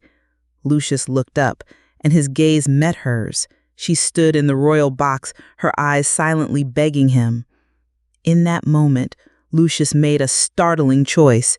He tossed his sword aside, letting it clatter to the ground. A murmur of confusion and surprise rippled through the colossal crowd. Caracalla then rose to stand beside his brother Gita, and he too made the ominous thumbs-down gesture, but Lucius paid him no mind. Caracalla, his voice filled with fury, loudly demanded Acacius's death. From his seat, Macrinus observed the unfolding drama, a quiet amusement playing upon his features. Lucius then turned, raising his voice to roar at the crowd, questioning their very sense of honor. "Is this how Rome treats its heroes?" he cried out. Lucilla, watching, felt a brief flicker of hope, for her beloved had been granted a momentary reprieve. Lucius continued his defiant challenge, asking the throng, "If this life has no value, what are yours worth?" Gita, in response, shouted back that the gods themselves had already spoken. A palpable tension hung in the air, a standoff before thousands, and a ripple of excitement passed through the spectators. Macrinus leaned close to Gita, whispering intently. Macrinus urged Gita that Acacius must be slain instantly before all of Rome. He impressed upon Gita that this was his imperial decision, the just fate for all traitors. Gita stammered, agreeing with Macrinus's counsel. The murmurs from the crowd grew louder, becoming a distinct rumbling. Gita then bellowed for Acacius's death. All around the great arena, 200 archers drew their bows, fitting arrows to the strings. Yet the centurions, the Roman officers, hesitated. Caracalla, his voice hoarse with rage, almost foaming at the mouth, cried out in the name of Jupiter for the deed to be done. An archer finally released his arrow, and it soared in a long arc across the arena, finding its mark in Acacius's chest. Lucius stood perfectly still, witnessing as 30 arrows pierced Acacius's body. Then he slowly sank to his knees, quietly awaiting the arrow that would bring his own end. Arrow shafts bristled from Acacius's body in every direction, like a gruesome pincushion. Even in his death throes, he somehow managed to remain on his feet for a time. In that terrible moment, Lucilla cried out in agony as Acacius finally collapsed backward onto the ground. A profound silence settled on the arena, broken only by the sight of his body, slowly sinking into the sand, the bloody arrowheads protruding from his chest like gruesome, reaching fingers. Caracalla and Gita stood, visibly uncomfortable with the crowd's unexpected silence, which soon began to swell into a chorus of dissent. Jeering and stomping of feet grew louder. Centurions, positioned at the barricades, used their spears to keep the restless crowd at bay. Caracalla and Gita exchanged anxious glances. It was clear that events were not unfolding as they wished. Lucilla, through her tears, turned towards the emperors, her voice formidable as she cursed them to eternal fire. Caracalla, clearly frightened, snapped back that she would soon have her own turn in the death pit. Seeing an opportunity in the escalating chaos, Macrinus quickly intervened. He advised the emperors that for their own safety, they should return to the palace. Caracalla and Gita were then swiftly escorted out of the Coliseum by their Praetorian guards. Lucilla was taken away by a different pair of guards. The unrest among the spectators continued to rage, and the guards struggled mightily to contain it. Macrinus watched the angry crowd with quiet satisfaction. Everything had unfolded precisely to his advantage. Lucius was then taken from the arena by 2 Praetorian guards. In the damp undercroft beneath the arena, Lucius was dragged along by Vigo and Macrinus's men. All around them, other gladiators were chanting Lucius's name. Ravi waited for them in a passage, requesting that Lucius be given into his care. Vigo, however, scoffed, suggesting Lucius be left to bleed. Ravi shrewdly inquired if Macrinus wished Lucius to die, or if he still found him useful. Vigo hesitated, acknowledging Ravi's point. "Stitch him up," Vigo finally relented, adding that there would be time to change his mind later. Ravi then led Lucius down a winding stairwell into a narrow tunnel, its walls lined with ancient catacombs. Most of the burial spots were marked with nothing more than a simple name, like Iduma of Mykonos or Simon. Ravi explained that when a rebel gladiator perished, they were officially supposed to be cremated and their ashes scattered. However, he quietly revealed, they chose instead to bury them here, in this secret place. One particular crypt was marked with a crudely chiseled phrase, "What we do in life echoes in eternity." Lucius ran his hand over the ancient words, reading them aloud to himself, and beneath that profound statement, he saw the name Maximus. Resting atop the crypt, Maximus's breastplate and sword hung from the wall. Lucius took down the breastplate, holding it and remembering past names, Scato, Argento. It all seemed to come back to him then. Later, Lucius sat alone in his cell, holding in his hands the arrow that had ended the life of Arishat. He was still, deep in thought, a new resolve quietly building within him. A guard appeared, placing a lantern in the cell, filling the space with its soft glow. Lucius looked up as Macrinus himself appeared in the doorway. Macrinus spoke, expressing his surprise that Lucius had hesitated. He reminded Lucius of their agreement. He had given Asius to Lucius, expecting him to live. Lucius's gaze hardened in defiance. He told Macrinus that he had gotten what he wanted, accusing Macrinus of finding chaos to be his preferred order. Macrinus replied that he always achieved his desires, but pressed Lucius again about why he had allowed Asius to live. Lucius felt a surge of anger at Macrinus's arrogance and sense of entitlement. Lucius asserted that Macrinus had acquired a gladiator, not a mere slave, and that his own will remained his own. Macrinus mused about Rome, claiming its greatest temple, the Coliseum, existed because Romans believed in power, gathering there to watch the strong dominate the weak. Lucius countered that there was another way, but Macrinus dismissed his words, stating unequivocally that there was nothing else and no other Rome. Lucius looked at him with clear disgust. Macrinus then taunted him, wondering aloud about the blueness of his blood, hinting at his hidden nobility. Lucius scrutinized Macrinus, trying to discern what hidden knowledge he possessed. He directly asked Macrinus who he truly was before he had abandoned his own name for a Roman one. Macrinus simply smiled to himself, clearly enjoying this subtle game of cat and mouse. He declared that Lucius would never know his true past, for he had a grand destiny, and the gods had delivered Lucius to him to become his instrument. Lucius, unwavering, retorted that he would never be Macrinus's instrument, not in this life nor in any other. Macrinus then turned to leave, and for a fleeting moment, as he looked at Lucius's face contorted by anger, a shadow of doubt might have crossed his own features. Macrinus later informed Vigo that Lucius had outlived his youth and would perish in the arena the very next day, alongside his mother, Lucilla. Vigo nodded, his long-awaited vengeance finally within his grasp. "As it must be," he affirmed. That night, Macrinus's carriage navigated through the throngs of rioting people in the streets, where chanting continued to echo. Inside the imperial palace, the emperors were consumed by anxiety. The sounds of the riots permeated the palace walls, a grim reminder that their popular hero had been publicly executed. Gaeta defended his actions, claiming there had been no other choice, as Asius and Lucilla, his bitch, had been plotting to kill them. He argued that if he had allowed Asius to live, the outcome would have been worse. But Caracalla was gripped by fear, pointing to the noise from the streets and asking if he heard them calling for our heads. Macrinus calmly poured wine from an amphora, offering a glass to Gaeta. Caracalla whimpered, demanding to know who had brought this calamity upon them. Geta attempted to calm his brother, assuring him that the Praetorians would quell the crowd as they always had.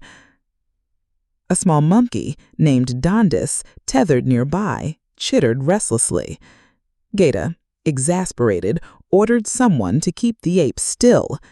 Caracalla immediately chastised him, warning him to be careful how he spoke of Dondus. Macrinus then suggested that perhaps Caracalla should take Dondus elsewhere, to comfort one another. Caracalla gathered Dondus into his arms and left the room. Geta apologized for his brother's outburst, attributing it to a disease that had spread from Caracalla's body to his mind, making each day worse than the last. Macrinus calmly replied that he would reason with him. He then left the room to find Caracalla sitting on the floor in another chamber of the palace, holding Dondus in his arms. They were grooming each other, gazing into each other's eyes, a rather touching sight. The sounds of the distant crowd had diminished. The Praetorians had clearly done their work. Macrinus approached and sat down beside them. Caracalla, still upset, lamented that nothing had ever truly belonged to him. Everything had always been ours. He even recalled being in the womb, claiming Geta had gripped the umbilical cord to deprive him of air. Macrinus quietly asked if he truly remembered such a thing, and Caracalla insisted he could never forget. Macrinus then lowered his voice, telling Caracalla he felt compelled by his conscience to offer a warning. Caracalla anxiously asked what it was. Macrinus revealed that Geta intended to blame Caracalla before the Senate for what had transpired and for the chaos in the streets. Caracalla vehemently denied the accusation, insisting it was a lie and that he had done nothing wrong. Macrinus noted that no testimony was more damning than that of one brother against another. Caracalla protested that Geta was lying, as he always did. Macrinus simply stated that Geta was very persuasive. Caracalla, now deeply worried, asked what would happen to him. Macrinus replied that he dare not imagine, but then added that something even worse would befall Dondus. Caracalla recoiled in horror, and even the monkey seemed to look worried. Macrinus then reached into his cloak and offered Caracalla a knife. In a quiet chamber, Lucilla knelt beside the body of her husband, Acacius. The arrows that had taken his life had been removed, leaving only the profound stillness of death. Her hands, still held by silver chains, trembled as she took his hand in hers. With a tender, sorrowful gesture, she slipped his signet ring from his finger and placed it upon her own. She was in deep mourning, her eyes still red with tears. Meanwhile, in the imperial palace, a fearful night unfolded. Geta stood by a window, peering anxiously into the streets below. He heard footsteps, and suddenly his brother Caracalla was upon him, holding a blade. Caracalla, consumed by a troubling madness, accused Geta of lying, repeating the word over and over. Geta, who had witnessed these dark moods many times before, remained calm, trying to remind Caracalla of their bond. He spoke of their shared childhood, of how he had always protected his brother from his father, even shielding him from blows. He spoke of love, and for a moment tears welled in Caracalla's crazed eyes, as if Geta's words had reached him. But then a larger figure emerged from the shadows behind Caracalla, enveloping him like a ghostly presence.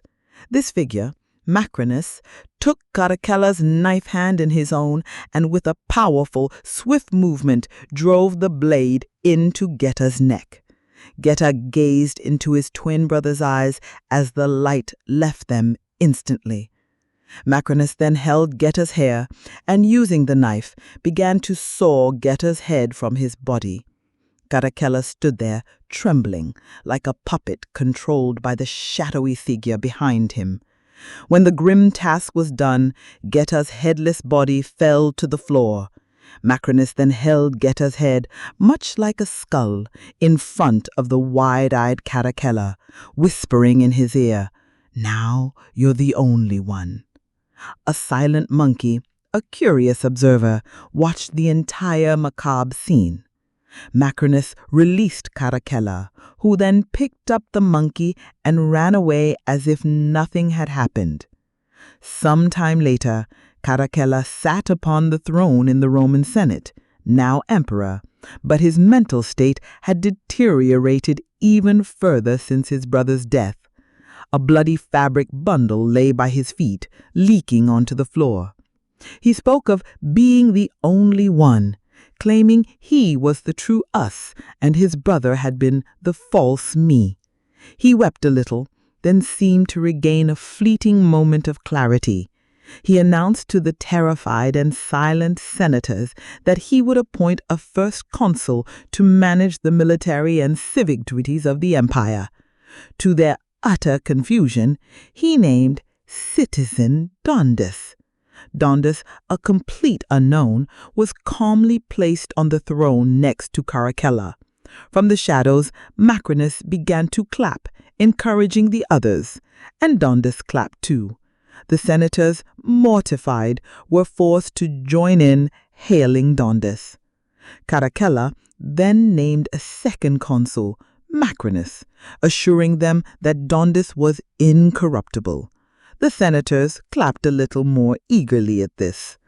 Caracalla, gathering the monkey in his arms, excitedly declared there would be a triumphal parade, games, and mass executions.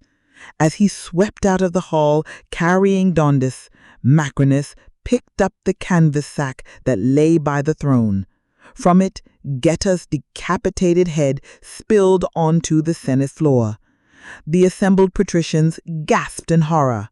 Maximus stood before them, Geta's head at his feet, and smiled. He calmly told them that he, through good fortune and skill, had the remaining emperor's ear. He promised he could speak reason into Caracalla and tame the madness in the streets, but to do so he needed power over state affairs and command of the Praetorian Guard. As he asked them to make their decision, the senators, in silent terror, slowly raised their hands, whispering, "Aye." Meanwhile, Lucilla was led by Praetorians to a private cell in the Coliseum undercroft.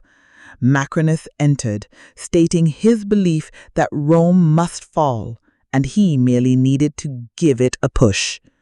When Lucilla asked what would happen after Rome fell, Maximus pulled back his collar, revealing the letters M.A. branded on his left chest. Lucilla recognized her father's mark. Maximus explained that he had made himself unlike his former master, asserting that while his master spoke of dreams, he spoke the truth. In his Rome, the only truth would be the law of the strongest. He who had once been owned by an emperor would now control an empire. He indicated the cell, which had been furnished with some small luxuries, and informed her that her comfort was only for one night. Tomorrow there would be games, and she would die. In another cell, Lucius quietly examined the ring his mother had given him. Inside, he saw the names Marcus Aurelius and Maximus inscribed. It was his grandfather's ring, given to his father Maximus in trust, and then passed to Acacius before coming to him. He already wore a ring given to him by his wife. As he studied the rings, Ravi, a friend, approached. Lucius told Ravi that he needed a message to reach Ostia by morning, explaining that they had an army there. He acknowledged he was asking Ravi to risk himself, but then added that it was in service of something greater, in service of the true Rome. After a long moment of contemplation, Ravi quietly nodded, and a smile broke across Lucius's face. He had found a friend willing to help him. Lucilla, who had been led away by Praetorians from Lucius's cell earlier, had given Lucius the ring. She had told him that she was sorry for Acacius, acknowledging that Lucius could not have known the man, but added that Acacius had lived and died for Rome. He had had troops ready at Ostia under General Darius Sextus, troops he was to lead against the emperors. Lucius had asked if it was true they intended to kill her. She responded that a sword had been at her neck since her father died, but now that she had found him, she was not afraid. Lucius confessed that he had grown accustomed to losing the things he loved, and now that he had found her, he did not wish to lose her again. Lucilla saw his father, Maximus, in him, proud and alert. Lucius felt he did not have his father's strength, but Lucilla disagreed. She whispered, "Strength and honor," a phrase Lucius echoed as they finally embraced. Soon after, Vigo approached, and the Praetorians led her away once more. In the quiet hush of his prison cell, Lucius gently pressed a small, significant ring into Ravi's hand. He asked his friend to ride swiftly to Ostia, a coastal town not far away, and once within the army camp there, to present the ring to General Darius Sextus.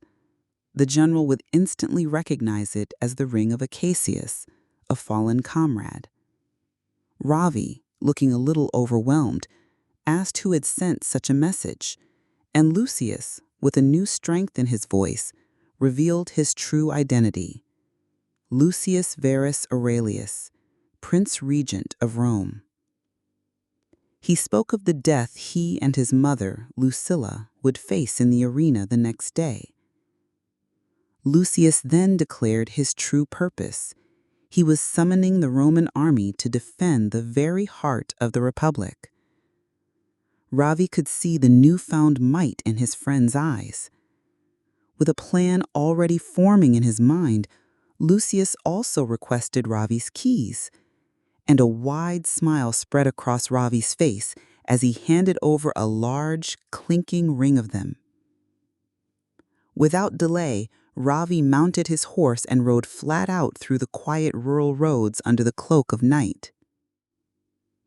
As dawn began to blush the sky, Ravi dismounted his tired horse inside the Roman camp at Ostia. A centurion quickly led him to General Darius Sextus's tent. Ravi presented the signet ring that Lucius had entrusted to him, and as Lucius had foretold, it was immediately recognized. Back in Rome, the city was stirring. The sun, still low, began to bloom through the empty arches of the vast Coliseum, where 10 horses slowly dragged rakes smoothing the sand for the day's grand spectacle. Outside, crowds were already gathering for what was announced as Emperor Geta's triumphal games. Meanwhile, within the emperor's palace, Caracalla was led out with his entourage, preparing for the day's events. He wondered aloud where his brother Geta was, but Macrinus, ever present, simply stated that Geta was unwell and could not attend.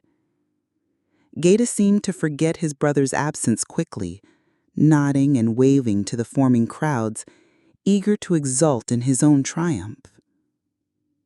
Nearby, under a great archway, Lucilla, now in heavy silver chains, was led onto a decorated wagon. She joined other figures who had been deemed enemies of the emperor, some murmuring prayers, others openly terrified, all chained to the wagon. From an imperial box above, Macrinus and a quaestor watched the scene unfold. The quaestor noted that the people loved Lucilla and that her death might incite the mob. Macrinus, with cold calculation, simply stated that if the streets rose in anger, he would deliver Caracalla's head to them, and the people would acclaim him. Such, he mused, was politics. As the morning wore on, the stands of the Coliseum began to fill, yet a palpable unease settled over the air. 200 Praetorian archers, clad in black, were positioned at evenly spaced intervals around the first tier of the arena, forming a watchful security cordon facing the crowd. Within the royal box, Macrinas stood behind the young emperor Caracalla. In the seat previously reserved for Gaeta, Macrinus's monkey now sat on a cushion with a bowl of food before him. Caracalla, perhaps sensing the dark turn of events, whispered to Macrinus, expressing his unease about killing Lucilla. But Macrinus remained unyielding, insisting that the emperor would never know peace until she was dead. Then he gestured to the master of ceremonies, giving the signal for the gruesome spectacle to begin. The master of ceremonies, after a draught of wine, approached a giant copper horn to announce the start of the fights, proclaiming that it was all to honor the acclamation of Emperor Caracalla. Meanwhile, in the dimly lit undercroft beneath the arena, a quiet click echoed. Lucius, using the key Robbie had slipped him, had opened the lock on his cell door. Just then, Vigo approached the corridor with 2 other guards and a wooden sword in his hand. Vigo declared that this would be Lucius's last fight, and ceremonially offered him the wooden sword of freedom. However, he added that Lucius would have to earn it by defending his mother. As Vigo stepped forward, holding the sword in both hands, Lucius kicked the cell door violently. It flew open, smashing into Vigo's face.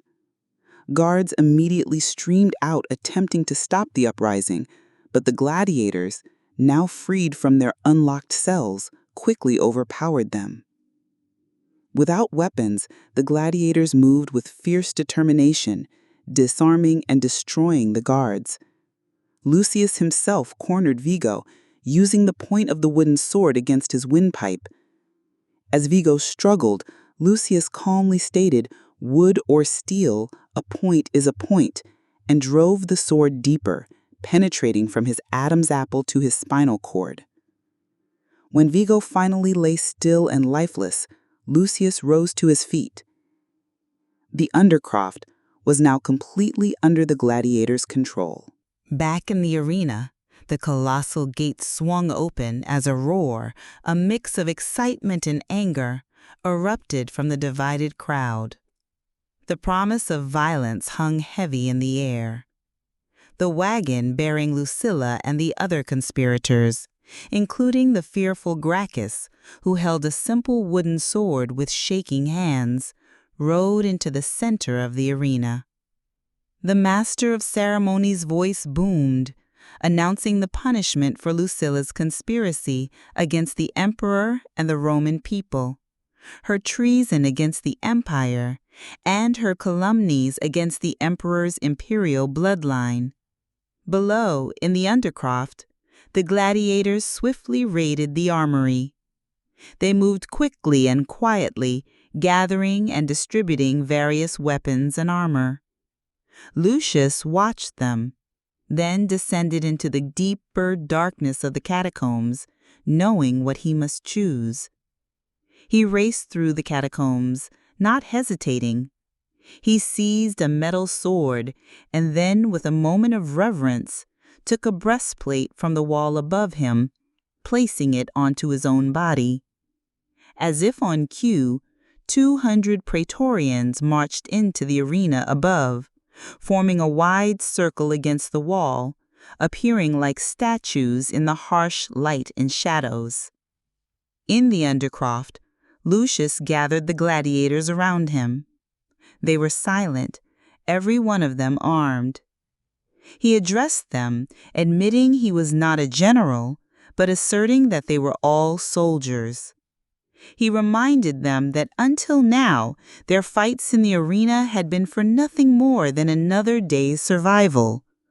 Lucius paused, studying the faces of his men.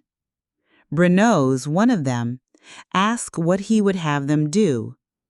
Lucius, finding his rhythm, his anger now a channeled passion, offered them a choice. They could return to their cells if they did not wish to fight this battle, or they could join him to fight for a future far beyond those walls. A low rumble grew into a chorus of "I, I" from the gladiators. Lucius spoke of a time when honor meant something in Rome, an honor that had been lost, and urged them to find it. He offered words of reassurance, stating that they had nothing to fear from death, for where death was, they were not, and where they were, death was not. Finally, Lucius raised his sword, declaring, "By my sword, strength and honor." All the gladiators raised their own weapons in unison, echoing his powerful cry, "Strength and honor!" They then ran through the winding corridors and tunnels that circled the arena, taking up strategic positions at each portal, patiently awaiting Lucius's command. Far outside the city, on a dusty road, General Darius led a contingent of 5,000 soldiers, their horses trotting purposefully. Beside him rode Ravi, now a key figure in this unfolding drama. They were here, quite simply, to bring war. In the Coliseum, the crowd had fallen silent. Lucilla and her loyalists remained a still tableau in the very center of the arena, waiting. Maximus, from his imperial box, looked down upon the teeming scene, with Fortuna seated quietly beside him. The young Emperor Caracalla, nearby, fidgeted nervously, offering sweetmeats to his little companion Dandus. A booming voice from the master of ceremonies, amplified by a copper horn, then declared that the emperor, in his great mercy, would grant the queen Lucilla a champion to defend her. At that very moment, the great south gates of the arena swung open, and a solitary figure stepped into the dazzling sunlight. It was Lucius, now dressed in the familiar, formidable armor of his father, a vision of the hero of old. Lucilla, seeing her son in such a guise, felt tears well in her eyes. Lucius strode purposefully towards the center of the arena, the vast distance between him and his mother slowly closing. From the imperial box, Fortuna watched Lucius with keen, observant eyes. As Lucius continued his determined walk, 200 Praetorian soldiers, clad in dark, imposing armor, stepped out from the deep shadows and into the bright sunlight, forming a slowly closing circle around him. In the imperial box, Maximus, ever calculating, quietly signaled General Tegula to ready the archers who faced the crowd, poised for control. He glanced at Fortuna, and seeing her anguish, seemed to find a dark pleasure in it. Maximus then observed with a cold certainty that Lucius had chosen his own demise. As if on command, the Praetorians, now a tight oval around Lucius, all drew their shining swords in unison. Fortuna, perhaps unable to bear the sight, began to rise from her seat to leave the box. Maximus, his voice sharp, commanded her to retake her seat. He reminded her that her value was temporary and would soon be gone unless she sat down. Yet with true bravery in her heart, she defied him, stating that she too chose her own demise, and then she exited the box. Maximus brooded for only a single moment, before his laser-like focus returned to the unfolding drama below. Just then, Lucius drew his sword, swiftly raising it aloft. Suddenly, as if from nowhere, 200 gladiators materialized from all corners of the arena. They covered the ground in a silent, powerful sprint, their blades raised and ready to strike. The crowd, surprised and thrilled, erupted into a mighty roar at the sight. Even the young Emperor Caracalla clapped excitedly, proclaiming that this was a contest. The Praetorians, caught off guard by the crowd's roar, turned late to face the gleaming steel of the charging gladiators, and the hacking and chopping began. This was no longer a mere spectacle. This was war. And Lucius, with his gladiators, was their general. The crowd was now on its feet, swept up in a frenzy of cheap wine and heat, and the Praetorian archers in the stands drew their bows, threatening to fire into the unruly mob. As the chaos escalated, some spectators, in their disarray and excitement, began to climb down into the arena. An archer, without a clear command, released his arrow, striking and killing a spectator. The unruly crowd then exploded into full rebellion. Praetorian archers, acting out of self-preservation, began to fire their arrows at will into the mob. In retaliation, some of the archers were seized by the enraged crowd and flung into the arena below. Maximus rose in his seat, a strange excitement rippling through him, observing that while this was not what he had expected, it was not necessarily a terrible thing. Caracalla, unsure of the growing chaos, whispered that this was real war. Maximus then spoke to the Praetorian commander, General Tegula, ordering him to summon his cavalry to put down the uprising at once. Tegula simply nodded and acknowledged his command. The young Caracalla, now utterly terrified, cowered in his seat. On the arena floor, the fighting was a chaotic phalanx of blood and steel, a violent wall that separated Lucius from his mother, Lucilla. Lucilla looked on helplessly as the brutal battle raged. From the royal box, Maximus continued to watch the unfolding scene from behind the cowering emperor. Then the north gate of the Coliseum opened, and the cavalry began streaming into the arena, brutally suppressing the uprising. A look of unease now crossed Maximus's face. General Tegula, the Praetorian commander, reappeared at his side, clearly disturbed. In a low voice, Tegula reported to Maximus that the army of Cassius was advancing just outside of Rome. Caracalla, overhearing the name, gasped, asking about the army of Cassius. Tegula confirmed they had been sighted on the march and were approaching swiftly. Maximus glanced down at Lucius, who, despite the cavalry, seemed to be gaining the upper hand over them on the arena floor. Caracalla, now literally wetting himself in terror, shrilly demanded to know how many soldiers were in this advancing army. Tegula responded, 5,000, perhaps more. Caracalla, overcome with fear, muttered that he could almost feel their swords sharpening. Maximus tried to reassure him, urging him to trust him, but Caracalla turned back to the crowd, his fear overwhelming him, and cried out, demanding his protection. In that very moment, Maximus, without hesitation, withdrew a needle stiletto from his wrist cuff. With a swift, deadly motion, he plunged the stiletto into the young Emperor Caracalla's brain, killing him instantly. Caracalla slumped to the floor, and Dondas, his little monkey, scampered away in fear. On the arena floor, Lucius fought with fierce determination to reach Lucilla. In the stands, the crowd control had utterly failed, and the mob now ruled, streaming down onto the arena floor itself. The gladiators, including brave Brennos and Agidilius, crashed forward in a wedge formation, determined to drive through the phalanx of violence that still separated Lucius from Lucilla. Maximus watched the chaos from the royal box for a moment. Then he turned to a distracted archer whose eyes widened in surprise as Maximus demanded his bow. The impressed Praetorian handed Maximus the longbow, and Maximus expertly sighted Lucius. However, Lucius was surrounded by the protective wedge of gladiators. Lucilla, by contrast, was exposed and vulnerable.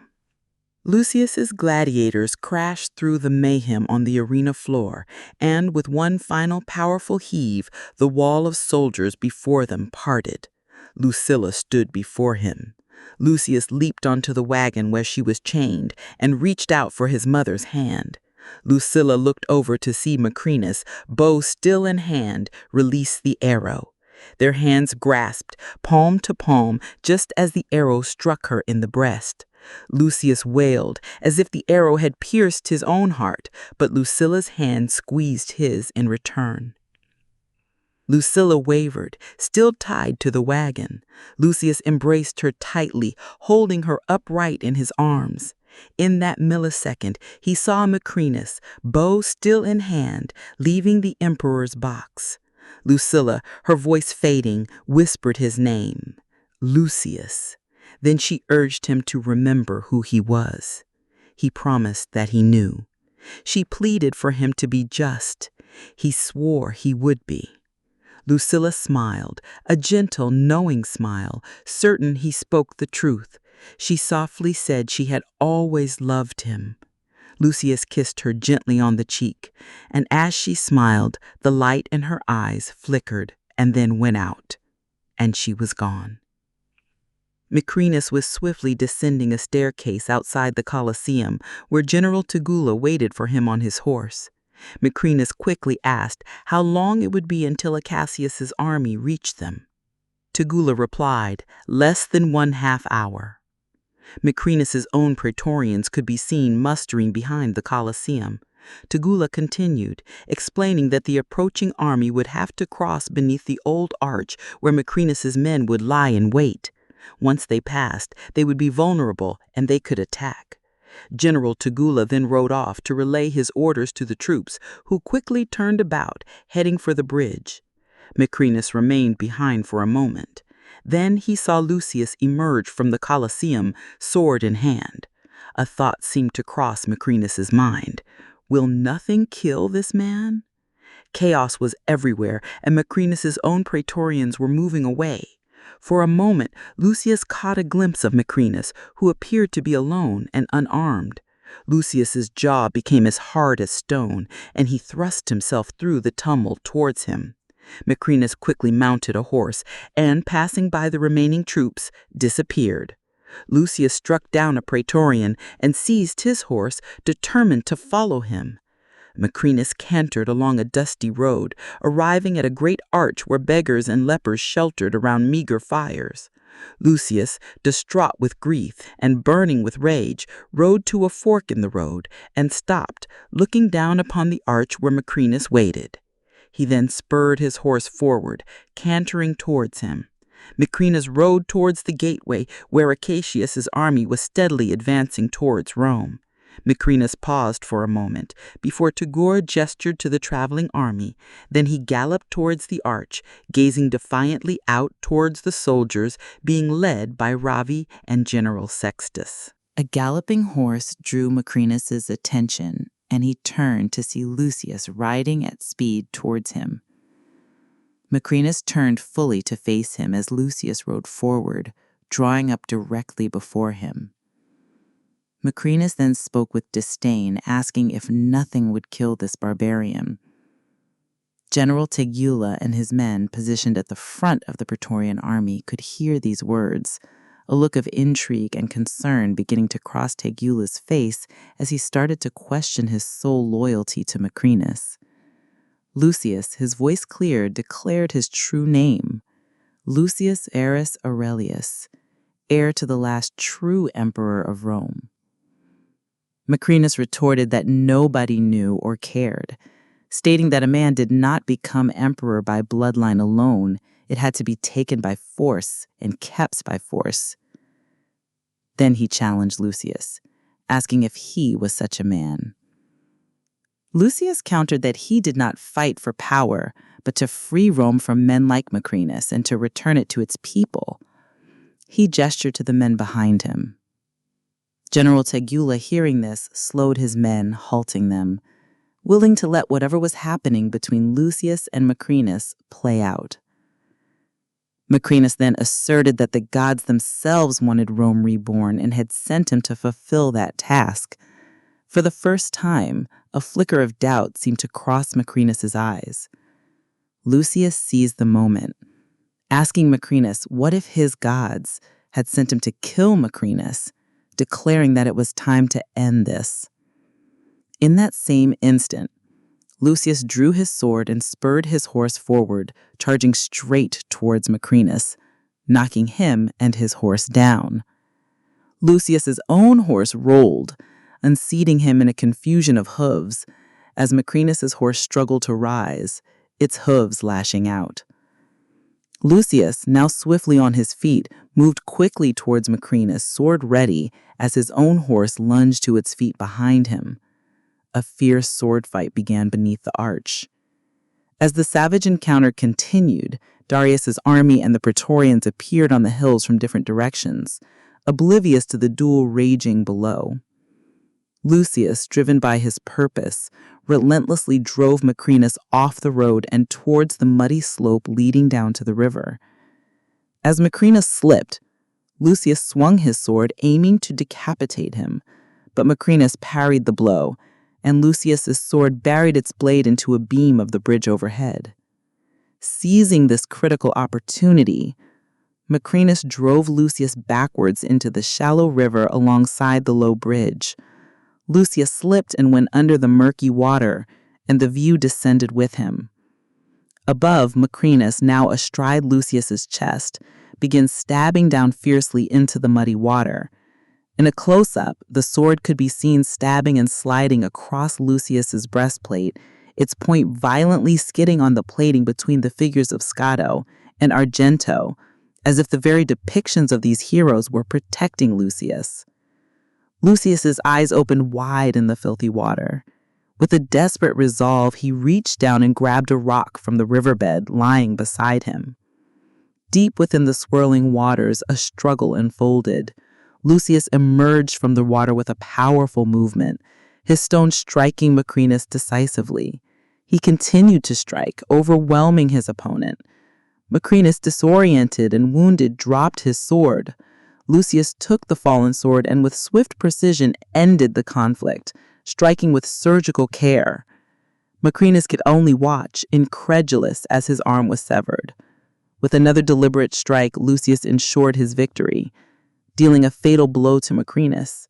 Macrinus struggled briefly to hold himself together, but his strength failed, and he slowly drifted backward into the river, sinking beneath the murky current as Lucius watched him go. It was only then that Lucius, still bloodied and exhausted from the fight, noticed something profound. Two vast armies stood silently on separate banks of the river, watching the entire event unfold. Praetorians, centurions of Vespasius's army, beggars and vagrants, Romans all, stood poised. Lucius slowly climbed the muddy slope, pulling himself onto the road, until he stood beneath an archway, directly between these two imposing forces. A profound silence settled over the scene.